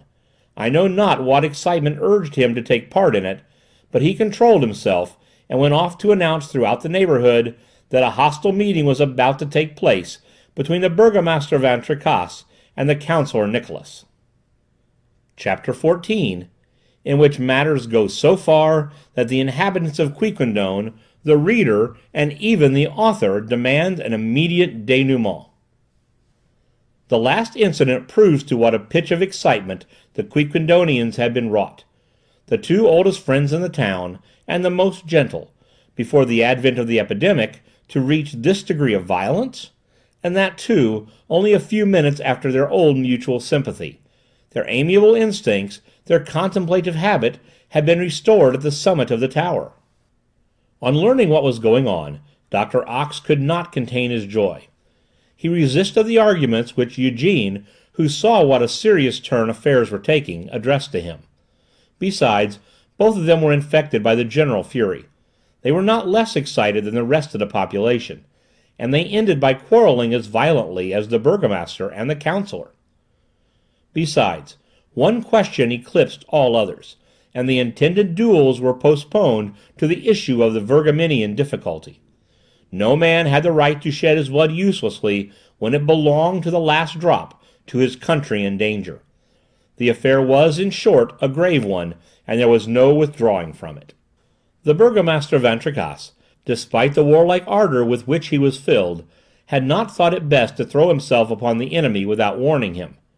He had therefore, through the medium of the rural policeman, Hottering, sent to demand reparation of the Virgaminians for the offence committed, in 1195, on the Quiquendonian territory. The authorities of Virgamen could not at first imagine of what the envoy spoke, and the latter, despite his official character, was conducted back to the frontier very cavalierly. Van Tricasse then sent one of the aides-de-camp of the confectioner general, citizen Hildevert Schumann, a manufacturer of barley sugar, a very firm and energetic man, who carried to the authorities of Virgamen the original minute of the indictment drawn up in 1195 by order of the Burgomaster Natalis Van Tricasse. The authorities of Virgamen burst out laughing, and served the aide-de-camp in the same manner as the rural policeman. The burgomaster then assembled the dignitaries of the town. A letter, remarkably and vigorously drawn up, was written as an ultimatum. The cause of the quarrel was plainly stated, and a delay of 24 hours was accorded to the guilty city in which to repair the outrage done to Quiquendone. The letter was sent off, and returned a few hours afterwards, torn to bits, which made so many fresh insults. The Virgamenians knew of old the forbearance and equanimity of the Quiquendonians, and made sport of them and their demand, of their casus belli and their ultimatum. There was only one thing left to do, to have recourse to arms, to invoke the god of battles, and after the Prussian fashion, to hurl themselves upon the Virgamenians before the latter could be prepared. This decision was made by the council in solemn conclave, in which cries, objurgations, and menacing gestures were mingled with unexampled violence. An assembly of idiots, a congress of madmen, a club of maniacs would not have been more tumultuous. As soon as the declaration of war was known, General Jean Orbideck assembled his troops, and perhaps 2,393 combatants from a population of 2,393 souls. The women, the children, the old men were joined with the able-bodied males. The guns of the town had been put under requisition. 5 had been found, 2 of which were without cocks, and these had been distributed to the advance guard. The artillery was composed of the old culverin of the château, taken in 1339 at the attack on Quesnoy, one of the first occasions of the use of cannon in history, and which had not been fired off for 5 centuries. Happily for those who were appointed to take it in charge, there were no projectiles with which to load it, but such as it was, this engine might well impose on the enemy. As for side arms, they had been taken from the Museum of Antiquities. Flint hatchets, helmets, Frankish battle axes, javelins, halberds, rapiers, and so on, and also in those domestic arsenals commonly known as cupboards and kitchens. But courage, the right hatred of the foreigner, the yearning for vengeance were to take the place of more perfect engines, and to replace, at least it was hoped so, the modern mitrailleuses and breech-loaders. The troops were passed in review. Not a citizen failed at the roll call. General Orbideck, whose seat on horseback was far from firm, and whose steed was a vicious beast, was thrown 3 times in front of the army, but he got up again without injury, and this was regarded as a favourable omen. The burgomaster, the councillor, the civil commissary, the chief justice, the school teacher, the banker, the rector, in short, all the notabilities of the town, marched at the head. There were no tears shed, either by mothers, sisters, or daughters. They urged on their husbands, fathers, brothers to the combat, and even followed them and formed the rearguard, under the orders of the courageous Madame Van Tricasse. The crier, Jean Mistral, blew his trumpet. The army moved off and directed itself with ferocious cries toward the Oudenarde gate. At the moment when the head of the column was about to pass the walls of the town, a man threw himself before it. "Stop! Stop! Fools that you are!" he cried. "Suspend your blows! Let me shut the valve! You are not changed in nature! You are good citizens, quiet and peaceable! If you are so excited, it is my master, Dr. Ox's fault! It is an experiment! Under the pretext of lighting your streets with oxyhydric gas, he has saturated—" The assistant was beside himself, but he could not finish. At the instant that the doctor's secret was about to escape his lips, Dr. Ox himself pounced upon the unhappy Eugene in an indescribable rage, and shut his mouth by blows with his fist. It was a battle. The burgomaster, the councillor, the dignitaries, who had stopped short on Eugene's sudden appearance, carried away in turn by their exasperation, rushed upon the two strangers, without waiting to hear either the one or the other. Dr. Ox and his assistant, beaten and lashed, were about to be dragged by order of Van Tricasse to the roundhouse, when... Chapter 15, in which the denouement takes place. When a formidable explosion resounded. All the atmosphere which enveloped Quiquendone seemed on fire. A flame of an intensity and vividness quite unwonted shot up into the heavens like a meteor. Had it been night, this flame would have been visible for 10 leagues around. The whole army of Quiquendone fell to the earth, like an army of monks. Happily, there were no victims. A few scratches and slight hurts were the only result. The confectioner, who, as chance would have it, had not fallen from his horse this time, had his plume singed, and escaped without any further injury. What had happened? Something very simple, as was soon learned. The gasworks had just blown up. During the absence of the doctor and his assistant, some careless mistake had no doubt been made. It is not known how or why a communication had been established between the reservoir which contained the oxygen and that which enclosed the hydrogen.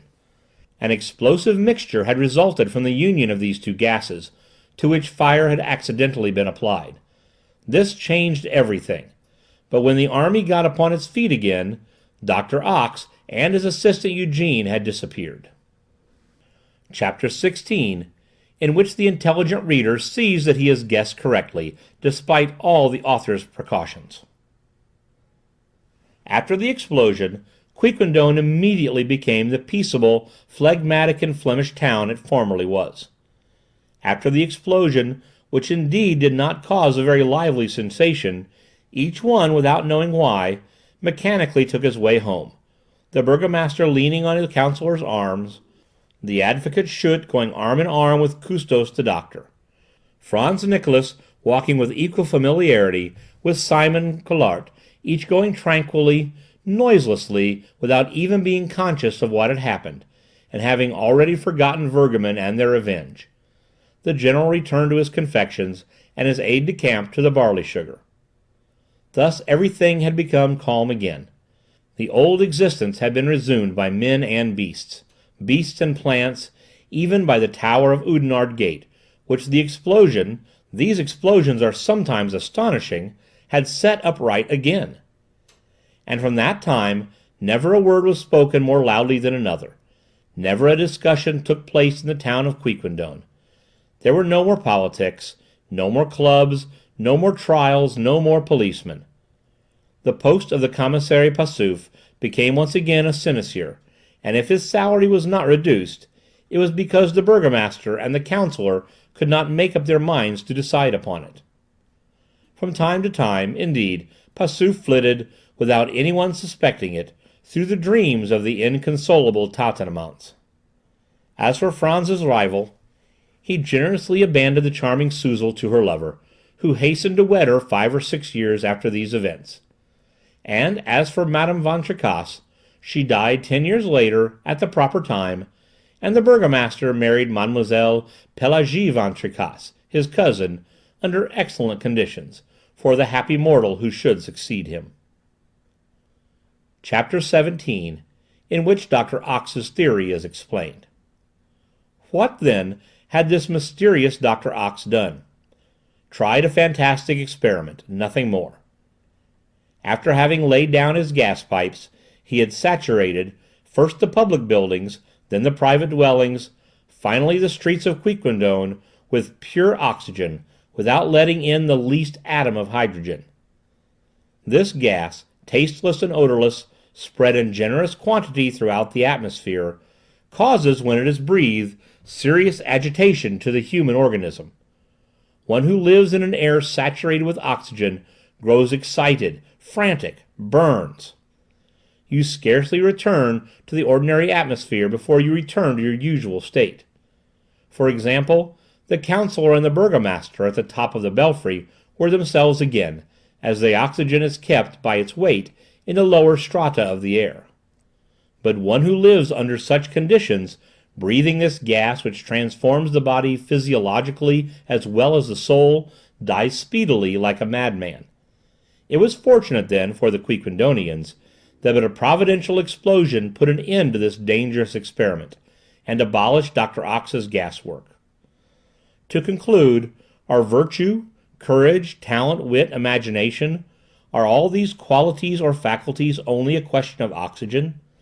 Such is Dr. Ox's theory, but we are not bound to accept it, and for ourselves we utterly reject it, in spite of the curious experiment of which the worthy old town of Quiquendone was the theatre. End of Dr. Ox's Experiment by Jules Verne.